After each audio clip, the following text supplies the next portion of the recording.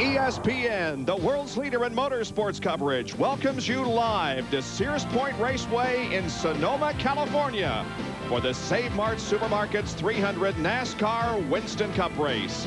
It's a beautiful day here, a little cool because of some windy conditions, but we are within one lap of starting this 74-lap event at Sears Point. First of two road course races for the year. Mark Martin off a tremendous win last weekend at Talladega.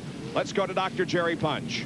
Thanks, Bob. And remember last August, the last time on a road course, Mark Martin sat on the pole and dominated the day, but they didn't bring the same car here. They built a special car to come here to Sears Point, a car that will turn left because at Watkins Glen, you turn right all day.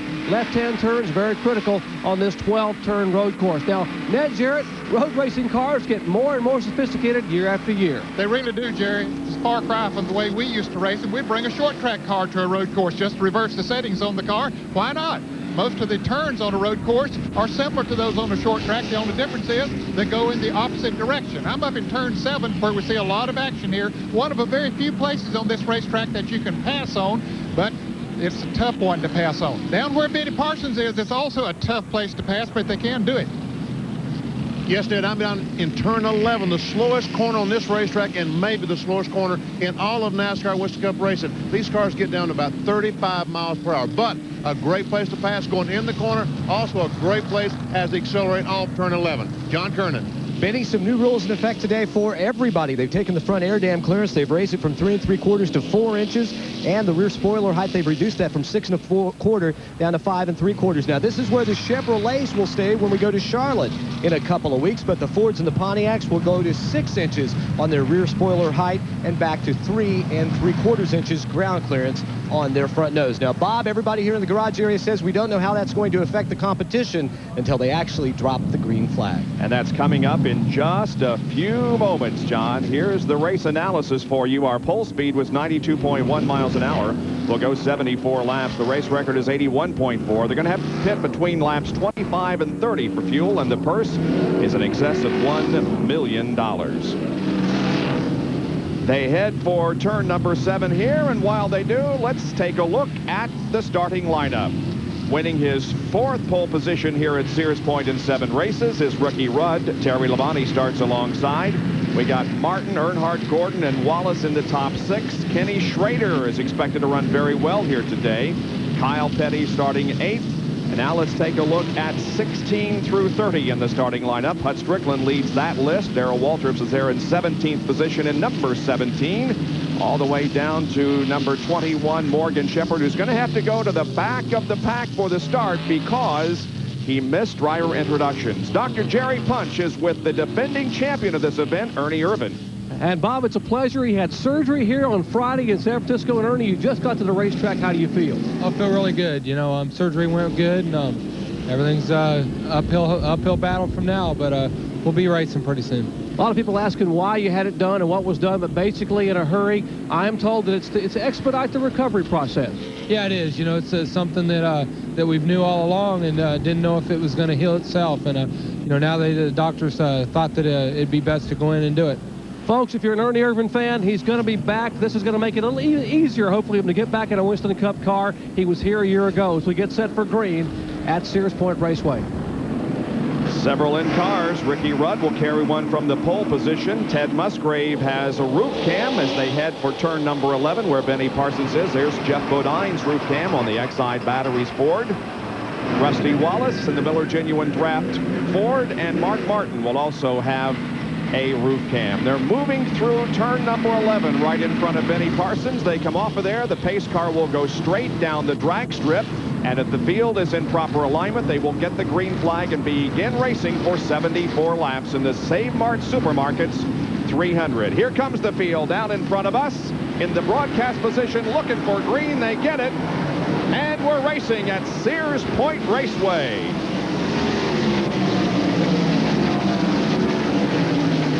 They come uphill about 60 feet from the lowest part of the track, uphill to turn number 2. Clear. Riding with Ted Musgrave on the front bumper of the car. See gasoline coming out of Jeff Bodine's car. Get it on our camera. Watch as the gasoline comes out the left side. Kyle Petty got awfully loose coming off of that turn. Normally you don't see them running side by side through the carousel and those other turns up there, but they did on the first part of this race at least.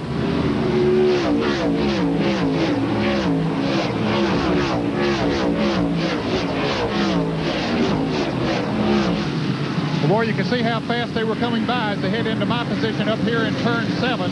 Everybody in single file here right now trying to feel their way around this track. David Jones gets a little high coming around the turn as they head down through the S's. Ricky Rudd, of course, the leader. Mark Martin giving a hard chase to him down towards Bennett Parsons. And then they talked about the rocket ship. We talked about the rocket ship that Mark Martin had last week in Talladega. A lot of the competitors are saying that's what he has here at Sears Point, a rocket ship, as he closes in on the back bumper of the Tide Ford of Ricky Rudd. Rudd goes to the inside, cuts the rumble strips there in corner number 11. Here's turn number 12 right there, and now onto the main straightaway, which is very short. There's the start-finish line, and headed uphill once again in turn number 1. Ricky Rudd leading the 19th road course race he has led in this 32nd event. He now has one more than Dale Earnhardt in terms of races led.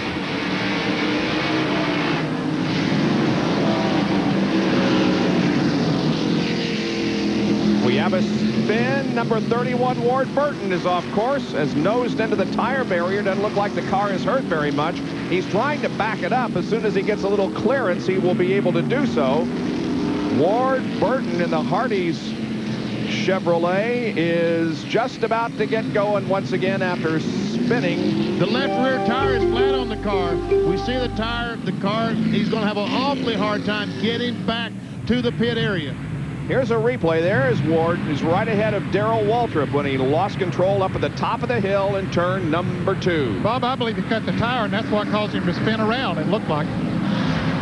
I agree with you wholeheartedly, Ned. You know, Ward Burton got in the tire barriers yesterday afternoon in practice, heavily damaged the car. A lot of effort was spent getting the car back there. All right, here's Rudd continuing to lead Mark Martin. Here's a foot cam as he heads toward 11.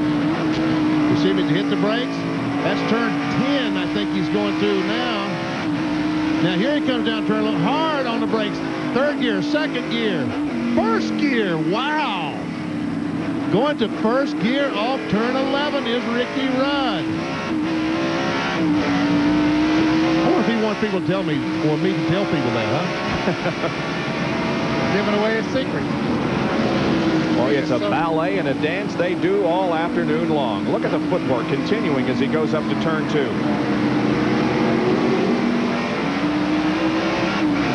Another car is off.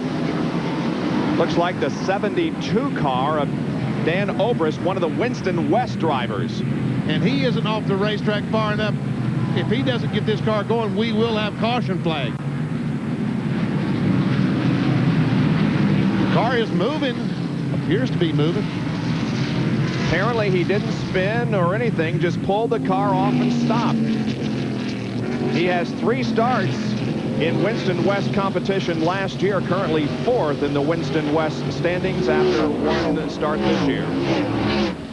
So they're headed toward Ned once again. Ricky Rudd continuing to lead over Mark Martin and Dale Earnhardt, Rusty Wallace, and Terry Labonte.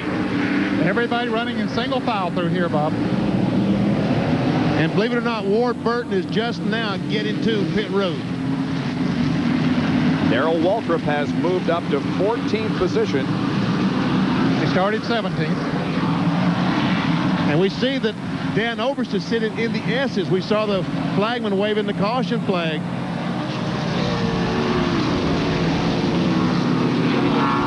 And we do have a caution. An overall caution has been called for. The 31 car made a quick pit stop to change the tire, came back out. But now as the drivers come down here in front of the starter stand, they do see the yellow.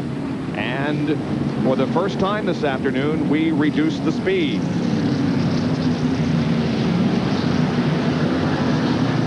Dan Obrist is stalled over in the S's. That's the reason for the caution. No serious accident of any kind. Ricky Rudd continuing to lead here in the early going of the Save Mart Supermarkets 300.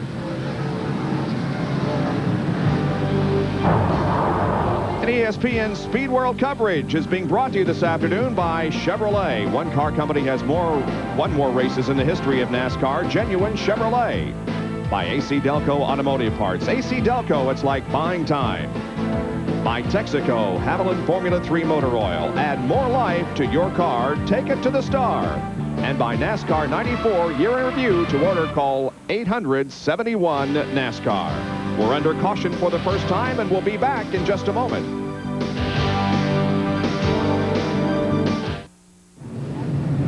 Back at Sears Point Raceway, Sonoma, California, the Mart Supermarkets 300 just about to go under green flag racing conditions once again. Dan Obrist's car has been taken off of the racetrack, and now the pace car accelerates off.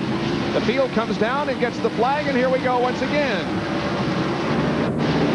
And Bob, as these cars go in turn 1, believe it or not, cars are still going through turn 11. When you put these cars in single file, they're a long way around this racetrack. Watch as the cars are still down the start-finish line, getting back up to speed. Now you can see there on the far right of your screen how they're still down at the start-finish line and now coming uphill to turn number 2. Just now, the last car comes through. The Napa field summary will show you where the entire field is running at the moment. There's Rudd and Martin, and Dale Earnhardt running in 3rd position, about a car length and a half behind Mark Martin and closing in. He's certainly keeping the pressure on Mark Martin. See how close he gets there as they come out of turn 6 now and head in towards turn 7. One of the high-speed points on this racetrack, but then they really have to gear down into 2nd gear to come around this turn. See how low Earnhardt and Rudd stay. Some of them will come in here high and then try to cut it low coming off the turn. And then they start through the S's. Now we're riding with Rusty Wallace. Downshift to 2nd gear. This is turn 10. He'll make that right and head straight for me in turn 11. There he is in 4th place. All the cars swing out very wide. So, and look, we see the 2 Hendrick cars, Jeff Gordon and Terry Labonte side by side. Oh, and look at Mark Martin. Something must have Something happened to Rudd. Martin had to take evasive action then real quick because Rudd's car just seemed to almost stop as it came across the line. Yeah, he really did. He would have run over him if he hadn't taken that action. So Ricky Rudd leads the first 5 laps of this race, and then all of a sudden something happened. Jerry, what's the problem? Well, Billy Engel standing on top of the toolbox said, Ricky just radioed and said, sounded like something just broke, something snapped in the car, possibly in the transmission. The car just quit pulling as he came out of turn 11 up the front straightaway. The car just snapped and began to slow. So he turns over the lead to Mark Martin, who's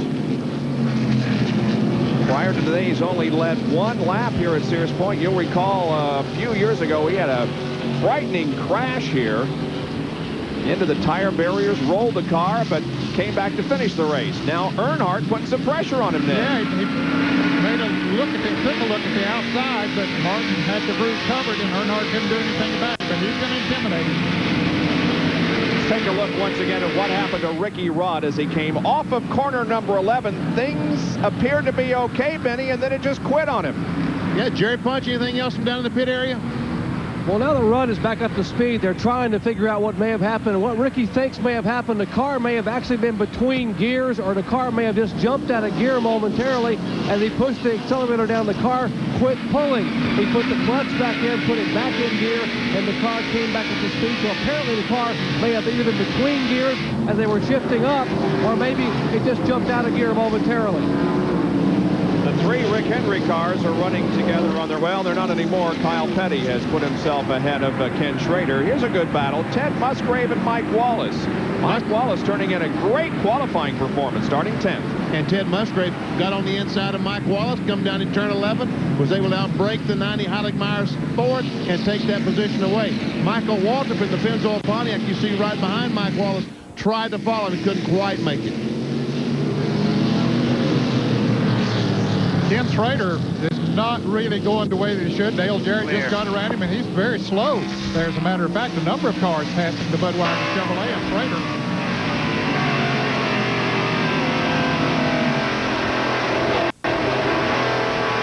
through turn number 6.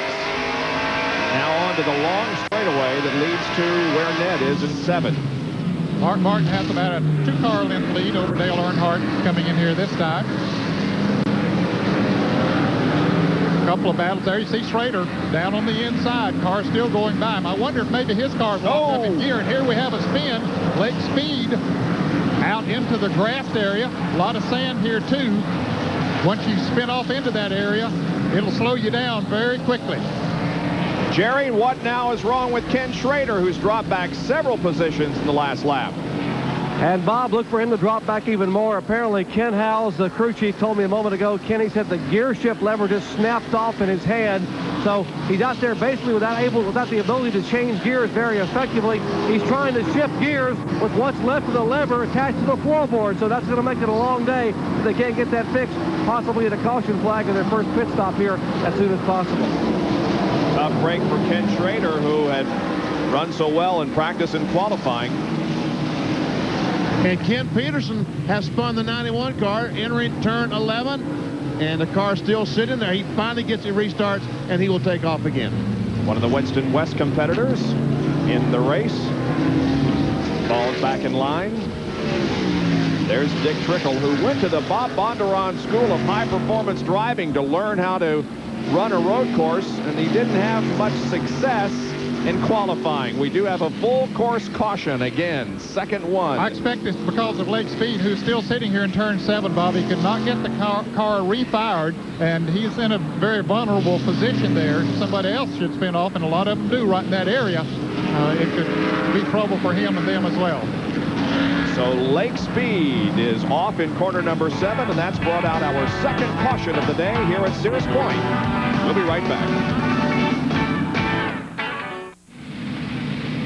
You ride on the top of Mark Martin's car. He's right behind the pace car, the leader of the race. We are under our second caution of the day. Lake Speed spun off over in turn number 7. Well, we've seen a couple of problems already relating to transmissions. Remember, Ricky Rudd came off of the corner number 11 a few laps ago in the lead, and Dr. Jerry Punch suggesting that the car may be stuck between gears. Transmission's a very vulnerable item here at Sears Point. With more, here's a track fact featuring Kyle Petty and Mr. Benny Parsons.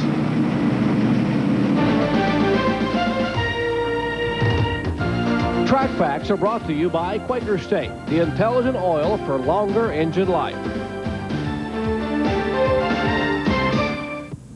This is a Jericho transmission. This is what most everybody have gone to in Winston Cup racing or stock car racing throughout the country, especially on the road courses. This is what it was designed for. It's like an old Ford top loader. It replaced the T10. What's happening, or what happens is that even though this thing looks tough, made out of steel, made out of aluminum, you got to treat it like a baby. You got to nurse it. You got to play with it. You got to treat it just exactly like it's your most prized possession. And you start shifting, you start going back and forth here. You get excited, you start braking, you start jamming. It hangs in gear up in this part of the transmission, not inside the case, not in the linkage. It hangs in gears down in a box here. What they have to do, they come in, they jack the cars up, they have to reach up under it with their hands or with a pair of pliers because it's really hot, and start snatching it. And they snatch these rods until they catch it and get it in between gears. These things hang in gears really, really easy. Like I say, you got to baby them, but they're pretty tough, man. You can't put a grenade inside of them and blow them up. It's the linkage that's a weak spot. Let's take a closer look at what Kyle Petty was talking about. This is the T10 transmission used for many years. This is a synchronizer hub out of a T10. You see the very fine teeth, and that brass ring has to slide up against the gear and slow it. That's the gear that my thumb is over. Has to slow it down enough for the synchronizer ring to pop over and put the transmission in gear. There, that's how the thing goes in gear. This has been the preferred transmission for many, many years in Winston Cup racing. Several years ago, the Jericho transmission came into the forefront. Kyle Petty talked about the transmission being a top loader. That's because the gears are loaded into the transmission through the top of the transmission. And this is a synchronizer hub for a Jericho. Now, folks, this is a little bit exaggerated, but this is about how easy this baby goes in gear. T10, sometimes they use them on the oval track. All the road racers use the Jericho.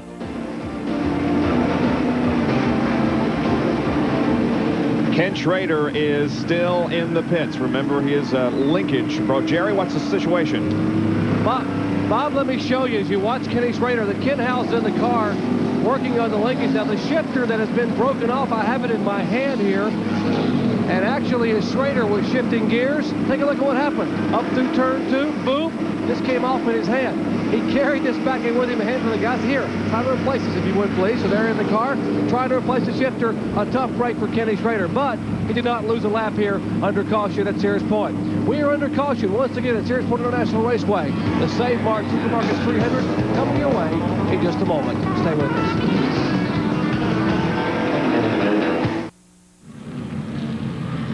We are back at Sears Point, but we remain under caution. The lights on top of the pace car are out, however, and we should go going back to green here in just a moment. BP, what's up? Hey, Jerry Punch, I need to see that shifter one more time. Have you still got that shifter?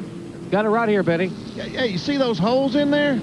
Now, folks, they put those holes in there to make that shifter just a little bit lighter, and you can see that the shifter broke in one of those holes. I bet Ken Howes and those guys are wishing right now they had never drilled those holes. Exactly, Benny. You know, this is only part of the shifter. The whole thing, actually, I'll show you what a hole looks like. That's what the whole thing looks like with the holes drilled in it. But some of the teams have gone to a road race shifter, like Mark Martin. Their entire shifter is that long. It's about 3 inches long. You move the entire knob 1.5 inches to go from first to second or third and fourth. Less than 2 inches of movement to shift gears on a road course shifter. Let's go to John Curtin, who's standing by with Lake Speed. Jerry, we're in the garage here. As you can see, the left rear tire, how it's pushed up. They can't even get it off. They're going to have to replace the drive shaft. Trailing's arms are bent on the car. Lake, what happened? I'm not sure. I was just kind of taking our time. The car had run real good. You know, the Spam Melon Ford was really fast yesterday afternoon, last practice session. So I just wanted to not wreck, wait till everything settled down and be able to move on. And I was just starting to make a move there. I've been trying to get by Bill easy like. And that time I went up in that corner, I was just going to run up on the inside of him there and I outbrake him. And when I went in that corner and downshifted, it started shaking violent, and then something, I don't know if something broke or what, it just turned swapped ends. I mean, we see everything's tore up under there now. I don't know. Both trailing arms are broken. The back of the transmission's broken. I'm not sure. That's a new one on me. I never had nothing like that happen before. Yeah, Bob, I don't think I've ever seen this happen before without a lot of damage to the rear end of the car. Well, looks like they got an afternoon of work ahead of them to try to get Lake back in the race. Back to Jerry. Told you they tried to make a repair on Ken Schrader's car quickly. They didn't have time to take the other part of the shifter off, so what they did, they just sort of rigged it with a pair of vice grips. He's got a pair of vice grips clamped on to the base of that broken shifter like that. He's going to shift all afternoon. I think his hand's going to get a little sore grabbing these babies all afternoon on this 2.52-mile road course. He has got his work cut out for him, Bob. Well, you can fix anything with a rubber band, a paper clip, and now some vice grips. Kenny Schrader is back in the race. Yes? I thought they taught us that in the South. I didn't know they taught that in South Africa, how to do something like that. Yeah, Ken Howes is the crew chief on that car and is from the country of South Africa. Well, they didn't go green. They will, however, next time by. We'll take a break in the meantime.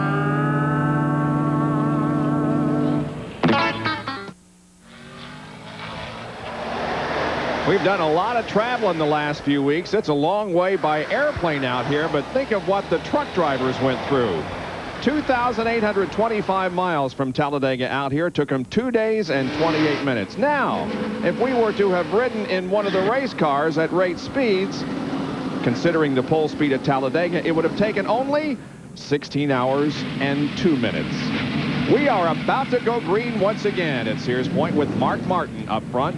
He is no stranger to leading on road courses. As a matter of fact, Mark led the most laps and miles on road courses in 1994, and he has the best average finish of all drivers this year, despite the fact he's third in the point standings. His average finish this year has been 9.0 compared to Dale Earnhardt's 9.8. Racing once again. I get the impression that Earnhardt wants this lead awfully bad. As we see Dale Jarrett hung up on the outside for just an instant. Yeah, he wants to get up there and lead a lap so he can get 5 bonus points.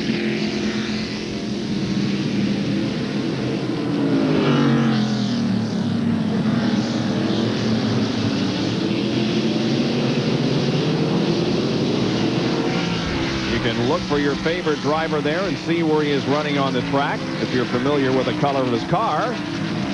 One impressive run in the early going here has been Bobby Labonte. He had to take a provisional to get in the race. He started in 38th position, and now he is running in 28th. He's picked up 10 positions in the first 10 laps. And that's pretty impressive, Bob, on a road course where it's very difficult to pass. As the cars go through turn 7 here now, Bobby comes into the turn here trying to make another pass up on the outside of the car 09 of Terry Fisher. Couldn't quite make the pass that time, though. Let's see if he can do it through the S's. This is not an opportunity to pass here because you're going left, right, left, right.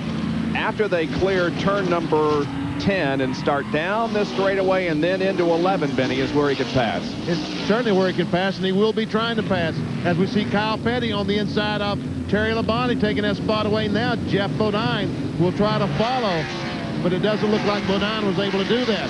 And we've got Fisher, heavy smoke out of the right front tire on his car as he enters turn 11.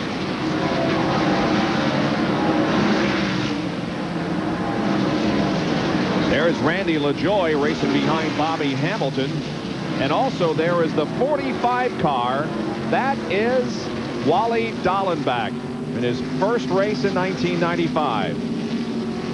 And what did he finish, 4th out here last year? Yeah, this is a one-race deal, but Wally says he'll be in Indianapolis for the Brickyard 400, and if things go well, they'll have other opportunities to race. The 09 car is stopped. That's the 09 Terry Fisher machine. One of the Winston West drivers that Benny indicated was smoking pretty heavily as he went through turn number 11. Well, he's made it all the way to between turns 2 and 3 and isn't going very much. And the leader's now headed through turn 7. Now Rusty Wallace putting pressure on Earnhardt as Mark Martin has got himself a little bit of a lead. But Wallace wanting to get by Earnhardt. But he can't do it down through these S's. This is a tough place to pass, as you said a moment ago, Bob. But at the end of these S's, that's where they can do it, if they can outbrake somebody going in there where Benny Parsons is. You know, it's no wonder they break off the lever, Benny. Did you see how Rusty slammed that thing up into gear? I'm telling you, unbelievable just how much force they put on that shifting lever. And you can see how long that the lever is on Rusty's car. So you can imagine how strong a piece it has to be. There Rusty goes to 4th gear. Turn 1. Left-hander. Starts up the hill. 3rd gear. Back to 2nd gear. There's a 25 car of Ken Schrader. He's working pretty well with those vice grips, huh? Looks like he's working pretty well. He's just been able to get by Bobby Labonte in the Interstate Battery Chevrolet. But he probably changed tires while he was in there, and 4 fresh tires might be an advantage here at this road course. You know, a lot of people criticize road racing. They say that these cars need to be on ovals, but I tell you, this brings a whole new dimension to a driver's performance. I love these road races. They're always pretty exciting, and it does call upon a driver to have an extra ability other than just turning left all the time. Watch as he makes turn 11 there. Going in turn 11, he gets on the inside of Labonte, outbrakes him, and goes in right behind Kenny Peterson, the 91 car. So Ken Schrader moves up to 34th position now. He dropped back, I believe, to 41st, but has passed several cars in the last few laps.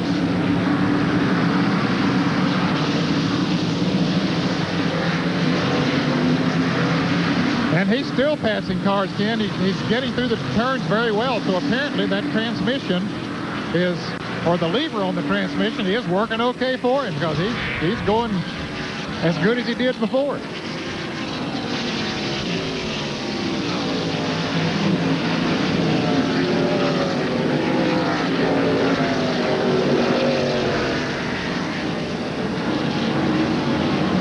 Schrader trying to make another pass, BP. Yeah, he's on the inside of Dave Marcus in the Olive Garden car.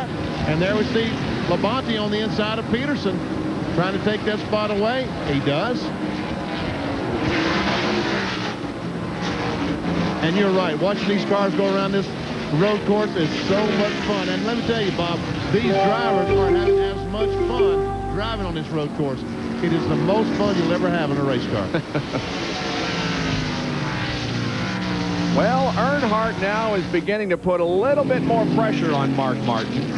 He closes up in the corners, Ned. Yeah, just a lap or so ago, Martin had begun to pull away, and Rusty Wallace was up there challenging Earnhardt. But now that situation has reversed. Earnhardt has pulled away from Wallace, and as he comes into turn 7 here, he moves in closer to Mark Martin. Rusty Wallace is running 3rd. Jeff Gordon is 4th. Kyle Petty is 5th. Terry Labonte is 6th. In 7th position is Jeff Bodine. 8th is Dale Jarrett. 9th is Ricky Rudd. And 10th is Ted Musgrave.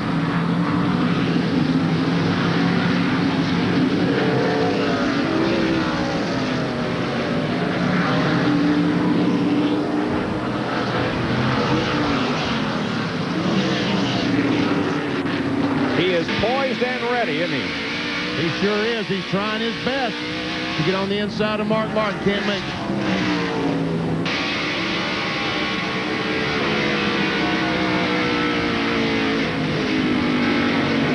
Mark Martin could sure shuffle the point standings if he wins here today. He's only 9 points out of the lead. Of course, Earnhardt and Gordon are tied going in.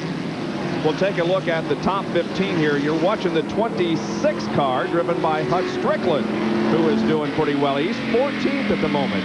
Now looking back on Earnhardt as he again closes in on Mark.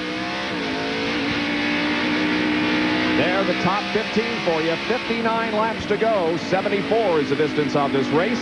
We'll take a break and be back with more live coverage from Sonoma, California.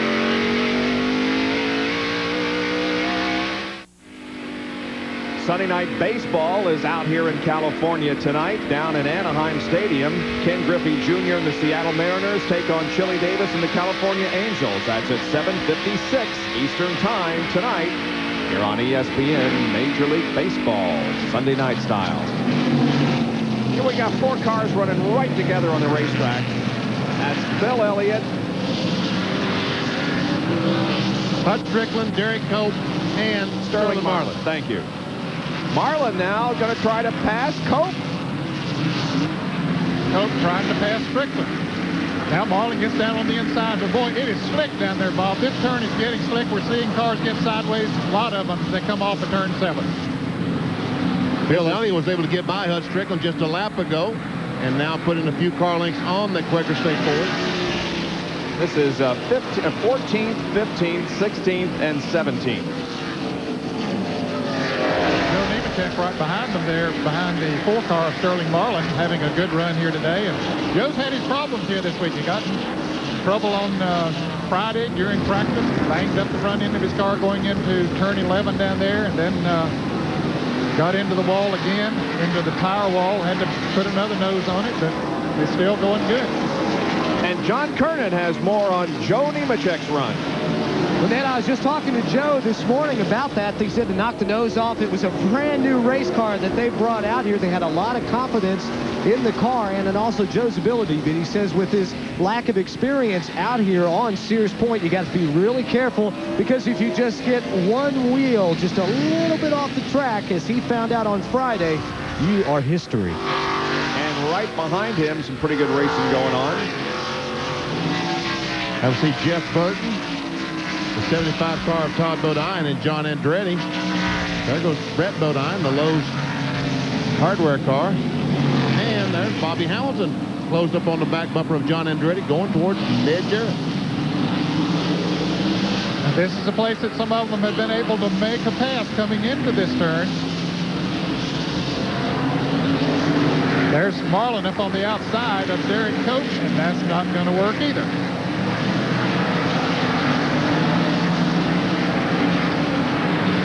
Boy, they are doing some hard racing in this group.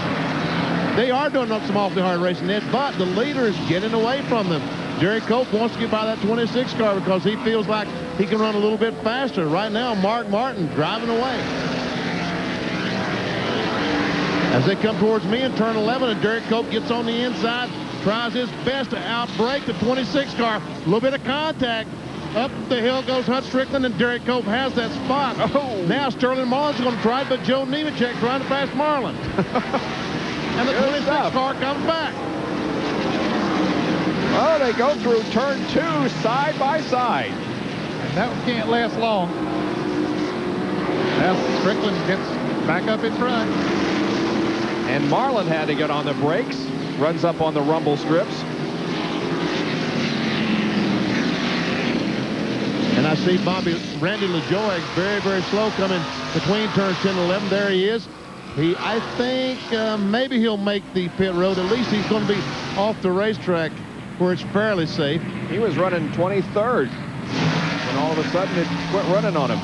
Now back to the real race at hand. Strickland, Cope, and Marlin. Ned, there's probably going to be a lot of fast that come to you this time. And here's some real battle going on. Jeff Gordon has moved up on Rusty Wallace, and he has been beating on his bumper. Well, almost. He has been running very, very close to him for several laps, trying his best to get around him. And right behind them is another good battle as well. It's Kyle Petty and Terry Labonte have moved up on Kyle when they came through 7 the last time. They were trying to pass him. Wow, did that truck pull out in front of those race cars? It started to, Ned. I thought he was going across the racetrack right in front of Mark Martin. The wrecker was going out to push Randy LaJoie, who in fact has stalled at the entrance to pit road, and now they're trying to get the truck off the racetrack. Yeah, I hope so. Well, in all that, Gordon lost a little bit of momentum and has dropped back a car length or two, but now once again closes in on Rusty Wallace. This is again the battle for 3rd place. Jeff running 4th. Oh, and Nemechek and Strickland are side by side. Strickland holds on to the position. Of course, Derek Cope and Sterling Marlin were able to get around somewhere since we last saw them. As we watch this, I will tell you that the wrecker now has gone across the racetrack, is going to push LaJoie into the pit area, so he will be out of harm's way. There's LaJoie being pushed into the pit area. And here Jeff Gordon is on the outside. Well, as we watch that coming in, but Jeff Gordon got on the outside of Rusty Wallace. They get together as they came off of turn 7, but Wallace held the position. And you see how far back Jeff dropped. They were side by side when they went through turn 7, and when they came off of there, they bumped, and Jeff lost some position, lost some space. Definitely did lose some momentum. As a matter of fact, Kyle Petty now is knocking on his rear spoiler. Okay, here's what we're talking about. Gordon was up on the outside, and then they come off of the turn. Gordon had got a little bit too far outside. They got together, and away Rusty goes. He either had to get hard on the brakes or he was going to the grass, and he chose the right option. Yeah. And that time, Kyle Petty tried to get on the inside of Jeff Gordon going in turn 11. So Kyle Petty, the Coors Light car. He's having a great run here, Benny. He is having a great run. He's getting all excited for the motorcycle run starting tomorrow morning. Going to make a whole bunch of money for charitable organizations as they ride cross-country on their Harleys. Here's Kyle Petty running 5th. Mark Martin continues to be your leader. Earnhardt is 2nd, Rusty Wallace 3rd, then Jeff Gordon and Kyle Petty, and we do expect the first scheduled round of pit stops before too long. We'll be back for those in just a moment.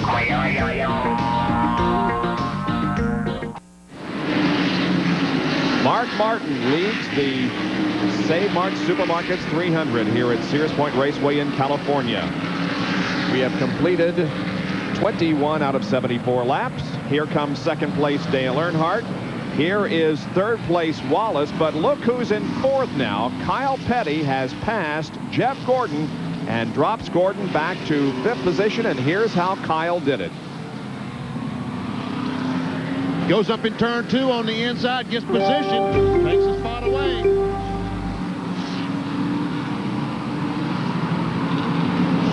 Kyle's car really working good now. He moves up and he's going to challenge Rusty Wallace here. Kyle's car is working awfully well. There's the 33 car Presley off. Is that right in front of you, Ned? Right in front of me. He gets her going again. He just came in here. It looked like a little bit too wide, a little bit too hard. Went off into the sand and grass. Throw any dirt up in your face there when he took off? Yeah. I need goggles out here. And Nemechek and Schrader are racing together. There's John Andretti also there, and Todd Bodine. And the 87 car of Nemechek has picked up on some type of oil leak. He gets some smoke as he comes off turn 11. We'll take a look at what happened to Robert Presley, one of the rookie drivers coming in here. See, he gets a little bit high there, and I think maybe he might have locked the brakes out into the sand, picked up the dirt. He gets it fired away and keeps going. Todd Bodine trying to get by Nemechek now. Schrader's up to 20th. Bodine and Nemechek running for position. Kyle Petty past Rusty Wallace coming into turn 7.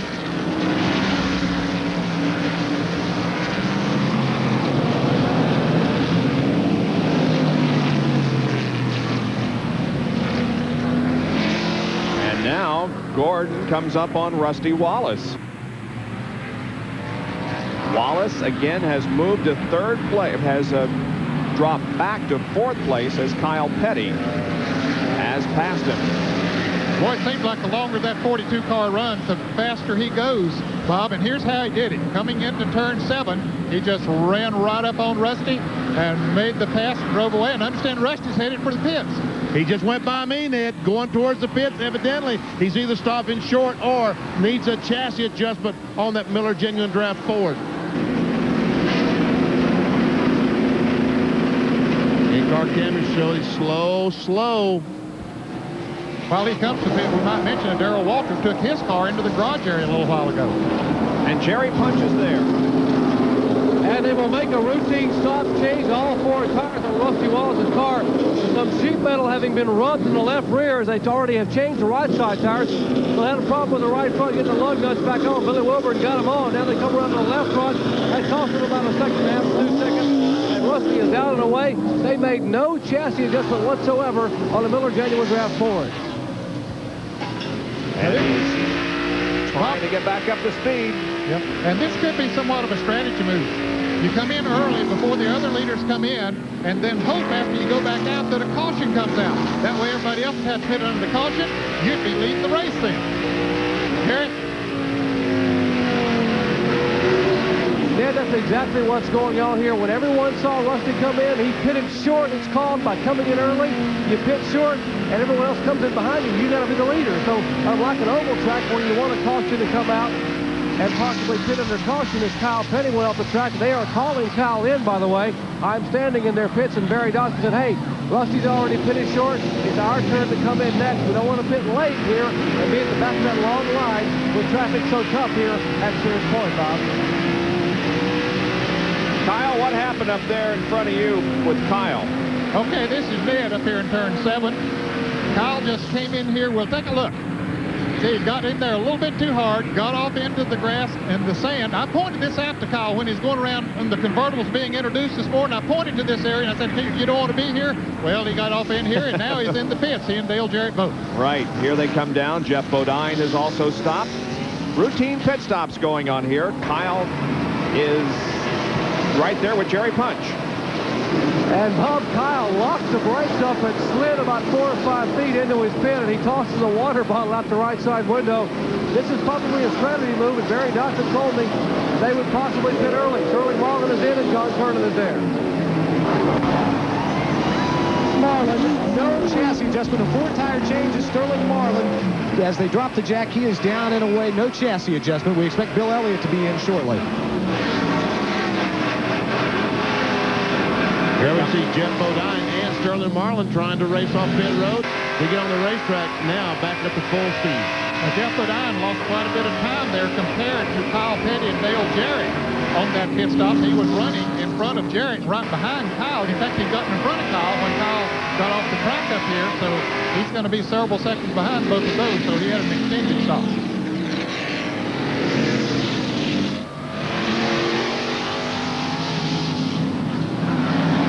Nemechek and Bobby Labonte running for position. They're back at about 18th spot. Here comes Dale Earnhardt into the pits. And also Jeff Gordon's going to follow him. Terry Labonte, Ricky Rudd, Ted Musgrave, Michael Waltrip. Our leader, Mark Martin, stays on the racetrack. But everyone is headed toward pit road. Here comes Bill Elliott as we're watching. Dale Earnhardt head for his pits where Jerry Punch is. And we might add, they're not going to see Mark Martin for at least 2 more laps, we are told, as Earnhardt brings his car at 35 miles an hour down to a stop. They will change all 4 tires. But what happened to the guys second, third, fourth, and fifth? Knew they couldn't catch Martin, so why get farther behind by waiting too late to pit? That's why they come in early. And Bill Elliott is also pitting, and John Kernan is there. Once again, Jerry, a 4-tire change. Gasoline, right side's already done as the Hardy boys go to work. The left side's now coming off, going on. Dale Earnhardt leaves pit road. Bill Elliott still sitting here. Also, Jeff Gordon has made his stop in his line, and now Terry Labonte is down in the way as Bill Elliott leaves. Quite crowded coming out. There's Labonte, Rudd, and Musgrave.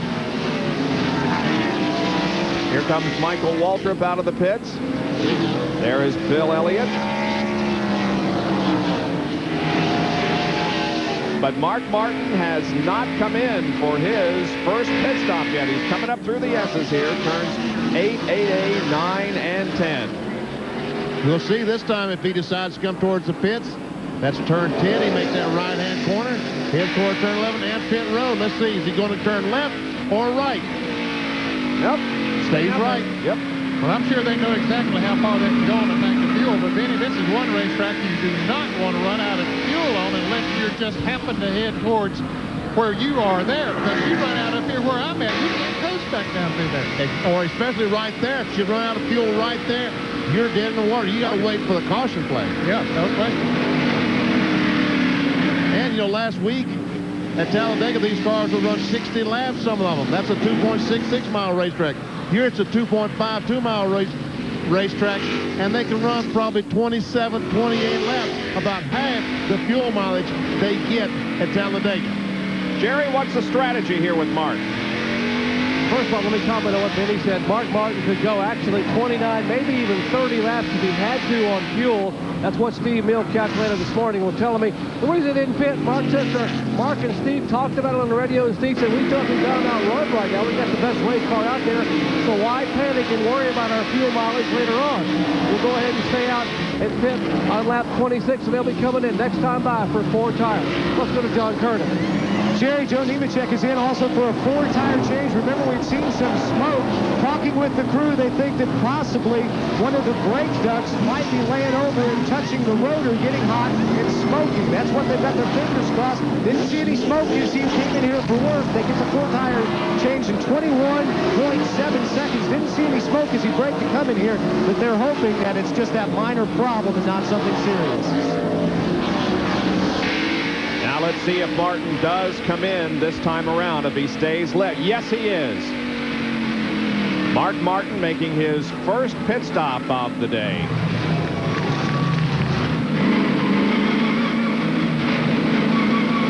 Staying under the speed limit down pit road, Which is 35 miles an hour. Boy, it seems like it's 5 miles an hour. Yeah, you think it to you. How about Mark Martin? He feels like it's 2 miles an hour. Forever it takes to get to his pits, but he finally makes it there.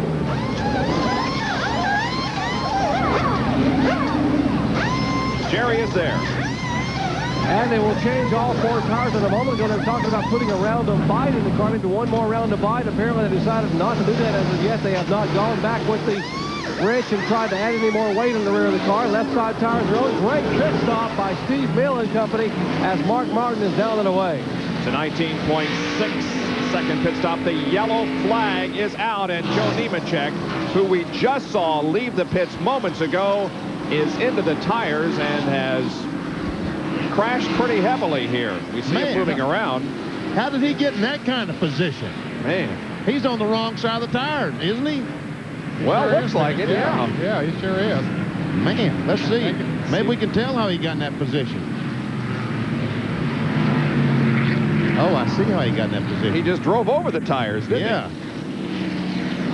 Man. John Kernan, what do you know? Bob, I just talked to his crew. They're headed back. They're busy now, running back to the garage area. Mike Borschinger to get the car fixed when Joe can get it in, when he can get it in. What Joe told them on the radio was, it just didn't stick when I went into the turn. That's all he had to say. Well, it sure didn't. It flew up the hill over the tire wall, and now there he is. This is the second incident of the weekend for Joe Nemechek. Again, he appears to be okay. Benny? You know, here's the leader, I guess. Ken Schrader is probably leading the race because he hasn't stopped yet. He hasn't stopped on his caution flag on the green flags. He stopped earlier. But that's the bad news, because when he does stop and change the tires, all the other guys are going to stay on the racetrack. He'll go all the way back to the end of the line, won't he, Ned? Yes, he will. And Mark Martin was very fortunate that he was able to make that pit stop under green and get back out just as the caution came, because it helped him to... That way he won't have to stop under caution. Now Schrader's going to get the lead a lap here, and the pit road is closed anyway, so yeah, you're right. He'll have to go to the tail end of the line. Third caution of the day here in Sonoma. Joe Nemechek crashes up at turn number 2. He's okay. And we'll be right back.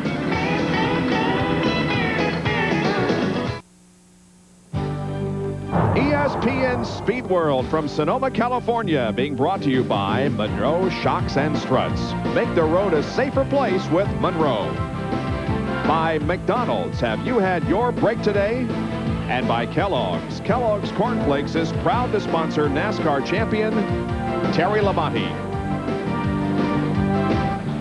Joe Nemechek has crashed here at Sonoma.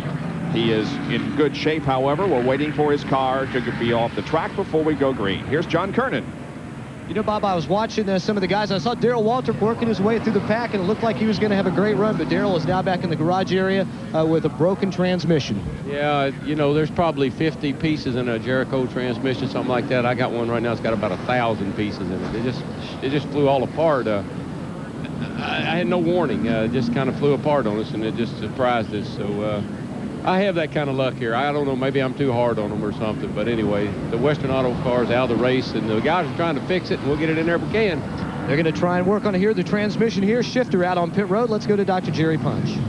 And this caution might have been a break for Kenny Schrader's Budweiser Chevy. He just took the vice grips off himself, and they're in the car, putting another shifter handle on the car. He went from last to leading with a pair of vice grips holding the transmission shifter knobs together. I mean, incredible job by Kenny Schrader. By the way, as you watch him work on Schrader's car, remember, they're dedicating this race to Papa Joe Hendrick, who underwent quadruple bypass surgery in Charlotte on Wednesday this week. Papa Joe is watching, we are told, ready to go home from the hospital. They would dearly love to be able to possibly take this car to victory lane for Papa Joe. Papa Joe is in a regular room. He's talking, joking, and complaining about the food. So we're glad that he's doing well. That lap, the lap, of course, is going to be much longer because they're under caution, allowing this work to be done. Yeah, I mean, the lap probably takes, what, 3-4 minutes around your net? Yeah, 3.5, 4 minutes, so that gives them a lot of time to work inside. In fact, the leaders are just now up in turn 3. I don't even see them, well, I can see them up in turn 3, but they're a long way from me, so they've still got a lot of time to work on this car. And they're trying to put a new shifter in there so that Schrader can shift the thing properly. I mean, shifting with the vice grips is okay, but it's rather difficult. I would think so.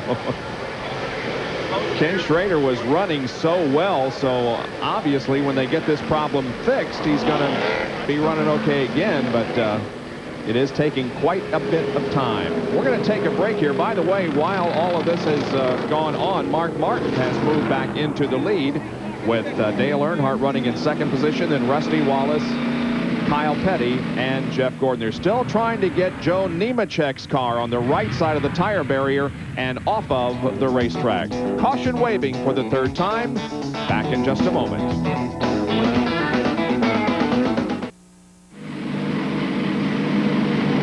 Back at Sears Point, Ken Schrader pulls out onto the racetrack. They're still trying to get Joe Nemechek's crashed car off the track, and we're riding with Mark Martin. There's the work being done up in turn number 2, where Joe Nemechek crashed.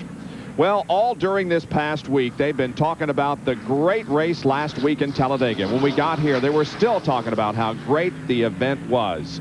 And as a result of what happened last week, the NASCAR Winston Cup point standings have really been shuffled. Let's go back and take a look at the highlights from last Sunday. Jeff Gordon headed for the pit by himself. Oh, probably didn't have any choice. No, he didn't. Sterling Marlin is sitting on pit road waiting for Jeff Gordon to finish his pitch. Believe it or not, Sterling Marlin is catching Jeff Gordon. You think he's waiting for him? I think he is. Can Rusty go the rest of the way? Oh. Only 11 more laps. Rusty Wallace is out of fuel coming off the second corner. We have a crash off of turn 4. It's Terry Labonte.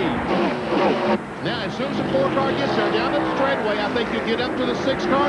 He should move over and let these guys race. There he comes down. Let him go. Yep, moves out of the way. He does. Boy, he should be given some kind of a reward.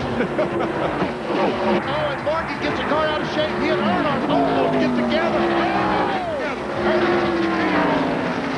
The roof flaps do their job. Don't hit him, don't hit him, don't hit him. Oh, he hit the wall.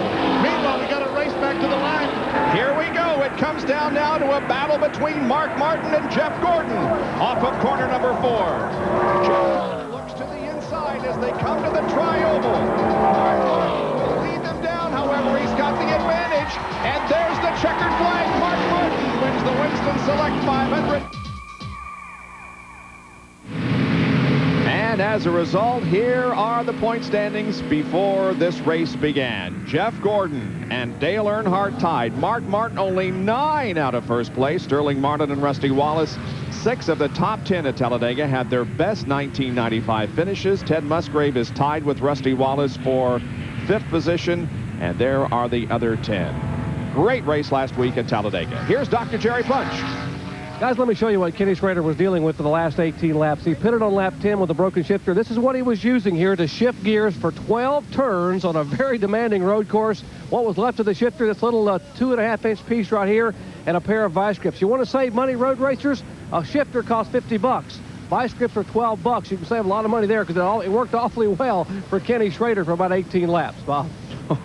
That is absolutely amazing, but they apparently have the work done on the car. He's falling back in line, and let's try to reach him on the radio. Kid Schrader, this is Bob Jenkins at ESPN. You read me? Yeah, ma'am. Well, did you get your shifter fixed there during this caution? Yeah, got rid of my vice grip and just finishing tightening it up right now. That must be pretty difficult to shift using the vice grips on this track, huh? No, it was okay. They was vice grip brand. They held good. We'll let him get back to racing here as they move into turn number 7, just not too far from a restart of this race. We'll see if Kenny performs as well as he did with the vice grips. Let's go to John Kernan. Well, Joe Nemechek has finally made it back here to the garage area. And, Joe, a wild ride. What happened to you? Well, I think it's the cold tire culprit. I thought I was going slow enough in the corners. We just put on 4 new tires and went in the corner, slowed down, then all of a sudden the car just kept going straight. Had the wheels cut all the way to the right, but it kept going straight. And once you hit those tires, they're like little gremlins. They come out and bite you and set the car up in the air pretty good. But I don't think it hurt any suspension. It just folded the nose back under. We've been having the Burger King Monte Carlo's been having a rough week this week. This is the 3rd nose they put on there, so I'm trying my best. I think I'm just trying a little bit too hard. Might say a whopper of a weekend for these guys, Bob. Okay, here they are in turn 11, Benny, and we're ready to go back to racing. Sure are. Pace car pulling away from the guys. Mark Martin will lead Earnhardt down for the start-finish line and the green flag. We showed just a moment ago that Mark Martin is only 9 points behind Dale Earnhardt and Jeff Gordon. Well, right now, if he continues on, he's only 4 points behind because he's led a lap. Earnhardt is not. And folks, let's make the point that restarts on a road course are single file. As you saw, that's exactly the way they started. That's the way they'll start every time on caution. Riding with Rusty Wallace, 3rd place.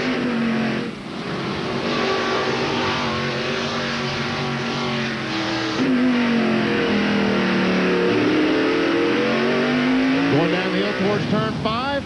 You'll make that right hand to 5 and go up to turn 6 or the carousel. Over that hill and that left-hander. Then they come out of that left-hander and head up towards turn 7. Really cranking it on when they come up through here. Mark Martin got himself a little bit of a lead there as he went through those turns. Comes into turn 7 very hard. Rusty Wallace right on the back bumper of Dale Earnhardt.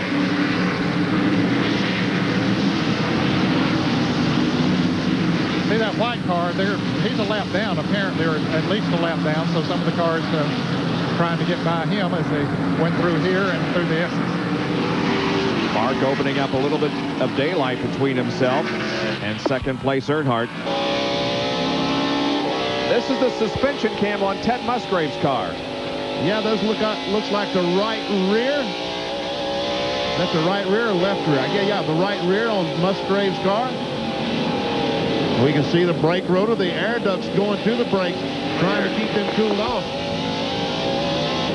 Keeping the brakes cool on the road course is very important because you use a lot of brakes here. You can see how that suspension works. Getting the right shock absorber to minimize that jumping up and down is very important here as well. And you see that little chain between the shock absorber and the brake hose? That chain is to pull the tire off the ground when they make a pit stop. Otherwise, the shock would have to do it. The tire would keep going down, and it would take a lot longer for that to change the tire. So they use a chain to jerk the tire off the ground. You got to be careful that chain isn't too tight, because sometimes when they hit a bump, chain's too tight, it will jerk the wheel off the ground. And they think of putting those sponsored decals everywhere, don't they? Yeah, that's the family channel decal right there. How about that? If there's a camera somewhere not too far away, will be a sticker. By the way, just how much travel they get in that car. The thing must be going up and down 4 or 5 inches. Kyle Petty almost did it again here. Boy, he came into this turn awfully fast, but he held on. Kyle is really giving that car a ride. He's in 4th position. Make that 5th. And Ted Musgrave, that we watched a few laps ago, was in 19th. Let's watch Kyle as he comes into this turn. See there, he just got in there too hard. Locked the right front brake.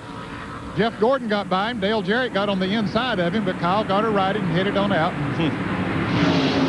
Maintained 5th position. He was running 4th. Yeah, I saw the right front on Kyle's car smoke going down to turn 11 that time, like he locked up the brakes just a little bit. There's your poster to Ricky Rudd. He's running 8th. And we'll show you the top 15. As Mark Martin is looking for 2 wins in a row in NASCAR Winston Cup competition. We'll be right back.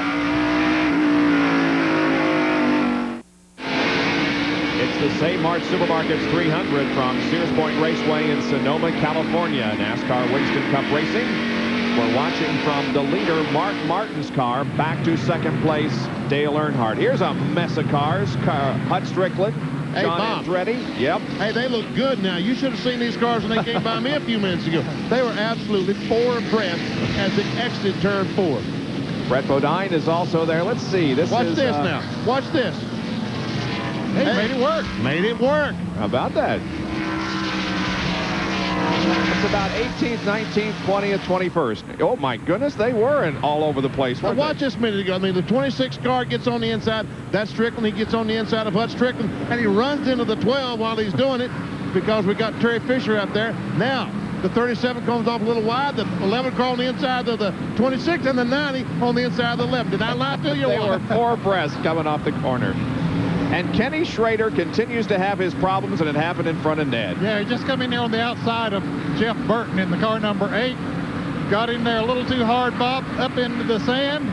Got some traction. Bunch of cars passed him, but he got her back out there and kept going. And I might mention DW's back out on the track. Darrell Waltrip, while we were on commercial break, he spent 10 laps in the pits, but apparently has that transmission repaired. Once again, riding with Rusty Wallace, who's in 3rd position. There's quite a bit of distance now between Martin and Earnhardt. But 2, 3, and 4 run right together. Earnhardt, Wallace, and Jeff Gordon.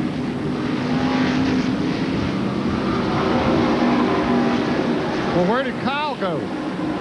Kyle was running 5th. Meanwhile, here's what happened to Derek Cope moments ago. He's trying to go on the outside of the 09 car, Terry Fisher, and Fisher gets over in his way, and Cope does a little agricultural racing. Yeah, thank you, yes. There's 2, 3, and 4. Here comes Jarrett, Labonte. There's Kyle.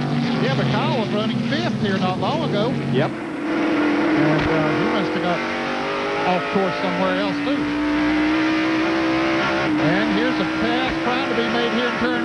and we picked it up. Rusty on the outside of the car 3, but couldn't do it as we watched Kyle see what happened to him. Yeah, he looks like he's going to lose another position. Here's Rudd to the inside. Nope.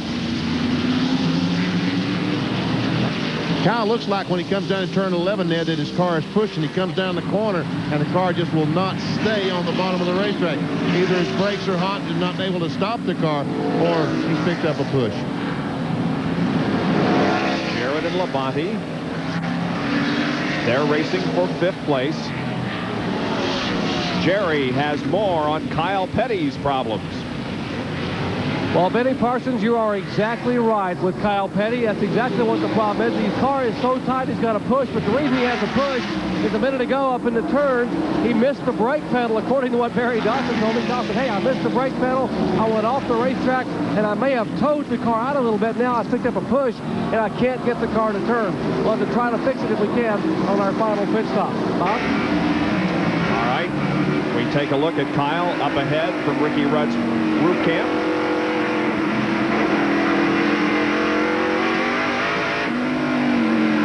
Time they'll get the cross flags indicating halfway. Ted Musgrave, meanwhile, is right behind Rudd. And behind Musgrave is Jeff Bodine, all carrying cameras in some different locations.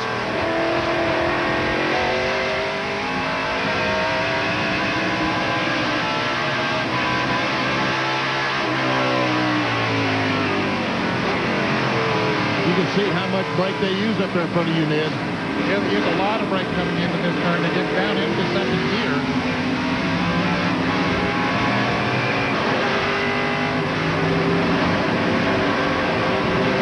Musgrave and Jeff Bodine side by side there for a moment, but Musgrave still out front.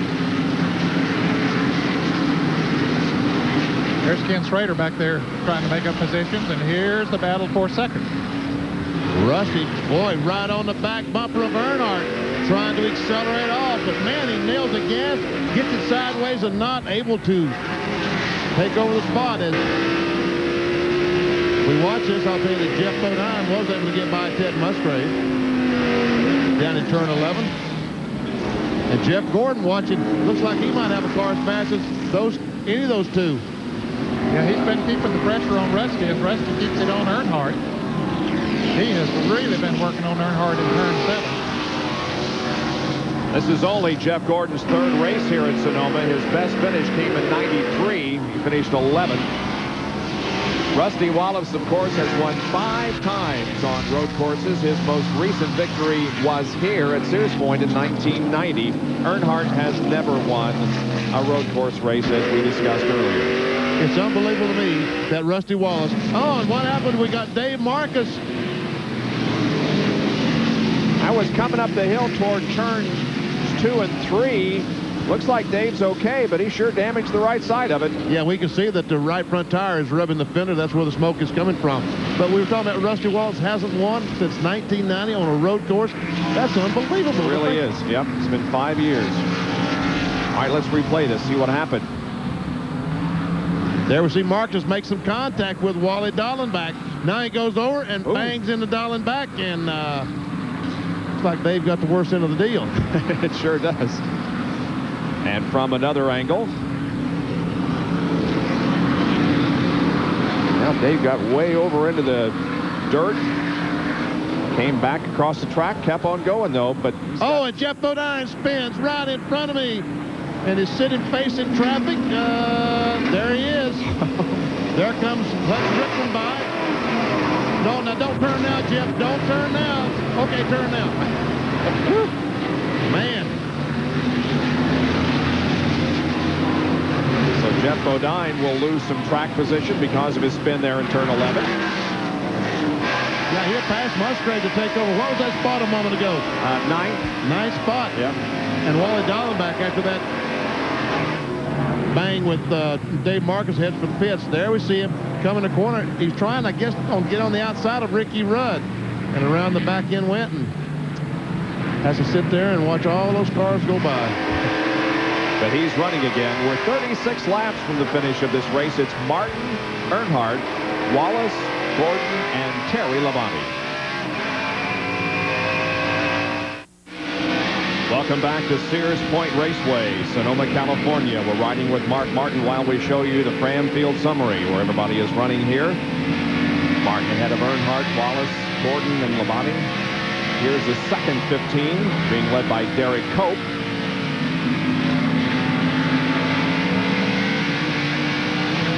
And you can see 35 cars on the lead lap.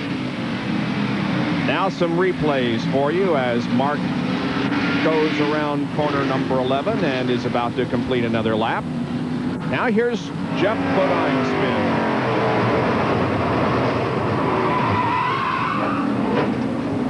You can see closed in on the back bumper of Ricky Rudd so fast he just looped the car around. Let's watch what Ted Musgrave sees and listen.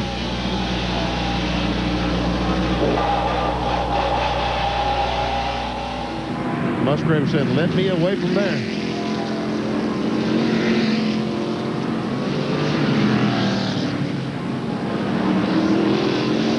Here's a Budweiser race recap.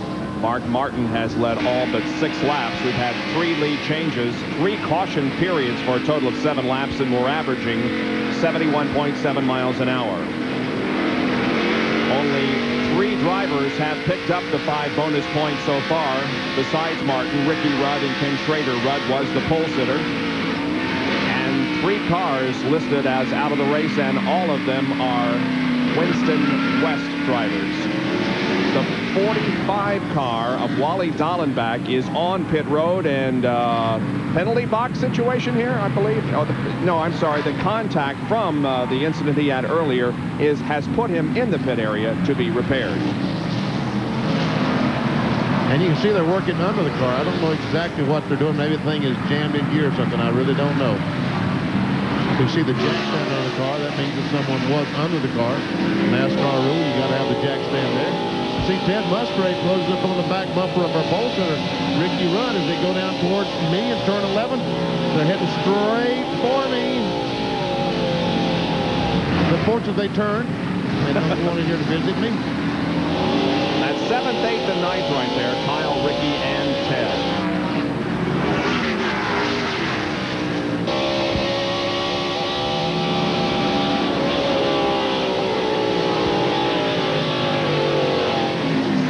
Like Kyle locked them up there, or at least smoked from the car as they came into turn 2.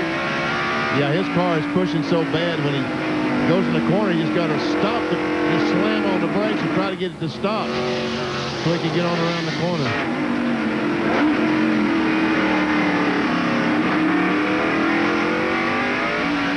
Guys, as you watch this, we might also mention for the Lake Speed fans that he's back out on the track after spending a lot of time in the garage area.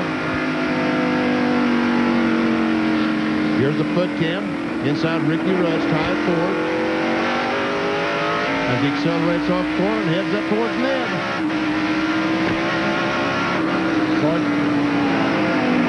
Just a pleasure to see him work those speeds, and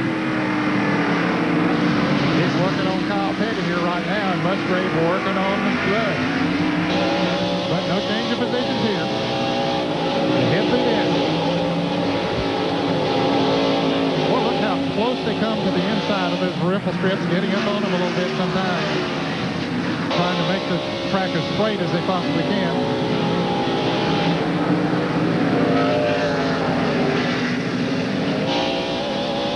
Now let's see if Musgrave can come over. He's going to try to outbrake Rudd.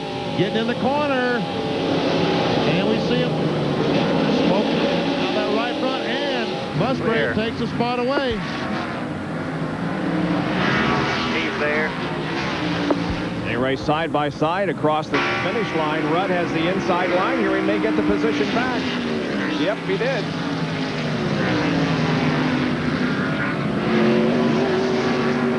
That position was kind of short-lived, wasn't it? Yeah. Wally Dallenbach is back in the race, 3 laps down, 35th place. While we continue to watch this battle among 3 cars, Petty, Rudd, and Musgrave. This is turn 5. They're going around. They go up a hill. And watch us go over this horizon. Man, you got to be on your toes when you top that hill. Yeah, you come sort of into a blind spot there. You won a race at Riverside, didn't you, Benny? Yeah. Back in the 70s. And Ned, you've, I'm sure, driven Watkins Glen a couple of times? Yep, had a second place finish over there. That was my best finish in road racing. But as I mentioned to some people I was talking to this morning, back when I was driving race cars, we used basically a short track car, Bob. Yep. We just reversed the setup on the thing. We didn't have specialty road race cars like they have nowadays. Some teams have a road racer for this track, a race car for this track, and one for Watkins Glen because the turns are different. And there's a world of difference in those cars. You'll see Rudd on the inside of Kyle Petty trying to take the spot away. Now Musgrave is going to try to follow Rudd, I'm sure. And I think Kyle's going to let him go. Yeah. No, he didn't, did he? No, he didn't. He let Rudd go, but moved up between them. He didn't have much choice as far as Kyle Petty's concerned, but he did on Ted Musgrave, and he said, I'm racing. I haven't been able to do a lot of that this year, but hey, we're back, we're racing. Has been a very impressive performance from Kyle Petty. Remember, he did win at Watkins Glen in 1992. It was a rain-shortened event, but he does have one victory on a road course. Ooh, good side-by-side action with Petty and Musgrave. And that's not the place on the racetrack that you want to try to pass, but Musgrave apparently thought he saw an opportunity, but couldn't quite pull it off. And you can see how far Ricky Rudd has pulled away from Kyle Petty since he was able to get by down in turn 11.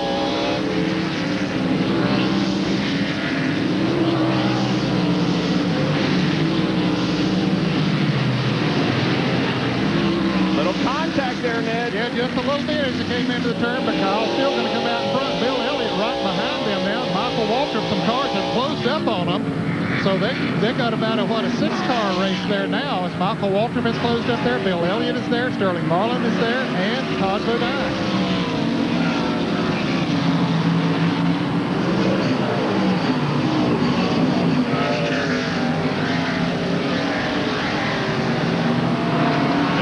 Darrell Waltrip back in the race, and there's the leader and second place. That's Joe Nemechek coming back out onto the racetrack after his crash. He was in the pits for 17 laps. This is the battle for third spot now, as Jeff Gordon appears to be possibly a little faster than Rusty, but can't find a chance to get around him. So that's the way they run. 44 out of 74 laps have been completed. It is Mark Martin still leading here at Sears Point.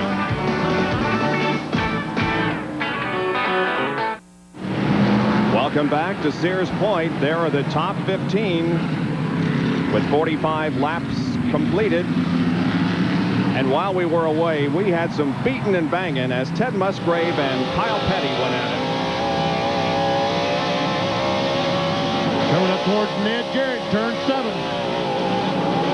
And Musgrave gets on the inside. Ooh, and they get together. Here. Now watch the front quarter panel as they come in there. The front fender. Boy, they get together pretty heavy there, Bob. Put a big donut there behind the right front tire. And also, while we were away, look at what happened for third position. Coming into turn 7, Jeff Gordon gets up on the outside of Rusty Wallace. Rusty gives him plenty of room out there. They don't touch.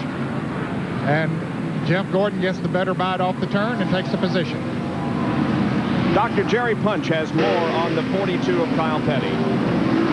Well, we told you Kyle thought he had a tire towed out of the right front. That may have fixed it a moment ago, buffering with Musgrave. But anyway, he said the car has such a bad push, they need to be able to pit. Now, what Barry Dodson said was, just hang on. You got to hang on. We want to make just one more stop, which means we can only go 27.5 laps on fuel, which means we've got to go to lap 47 here to be able to make it. But now, apparently, they are going to call Kyle Petty in next time by because Kyle said the tire may be going down. The crew is just up on the wall. And Bill Elliott spins right ahead of Kyle Petty. Looked like he might have a flat tire or something because he slowed as we were watching Kyle Petty. It looks to me like the right rear tire might be flat on that car. Yeah, I think it is, Benny. Yep, it is. Yep. He was running in 12th position when the spin occurred. Boy, he's got a long way to go to get back to the pits. That was coming into turn 6. Man. Bill, you better slow down. Your tire's flat. This is turn 7 that he's in right now. Jeff Burton goes by on the outside. Here's the replay. Yeah, and I think the tire's already flat right there when he comes into the thing. It looked like he was chasing it. And around he went. Tough break for McDonald's Ford of Bill Elliott. There we can see it coming down the S's. And that tire is starting to tear itself apart. There it fell apart. Nothing but the rim now. Nothing but the rim of the tire, of the wheel. Well, I guess there's a little piece of something there.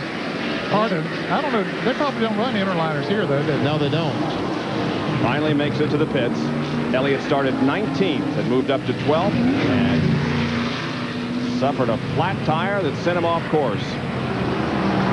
If he could just stay in the lead lap, he'll be okay. John Kernan. Well, as Bill Elliott slows down to get into his pit stall, I went up to Tony Gibbs and asked him what the problem was. When you had spotted it, Tony did not know there was a problem. I had to tell him he had a flat, and then Bill radioed in and said the right rear is going down. So they will change the 4 tires. They should be okay as far as going the rest of the way on fuel, but the key right now, get him serviced and out without losing a lap. They're working on the right side. That's all they're going to change, right side tires. A little bit of a problem against Mart. Martin comes down into turn 11, having a problem with that right rear, it looks like, I think. And Martin will come around, and Bill Elliott will lose a lap there on the right side. I can't see exactly what the problem is with Bill Elliott's car. The 09 has a flat right front.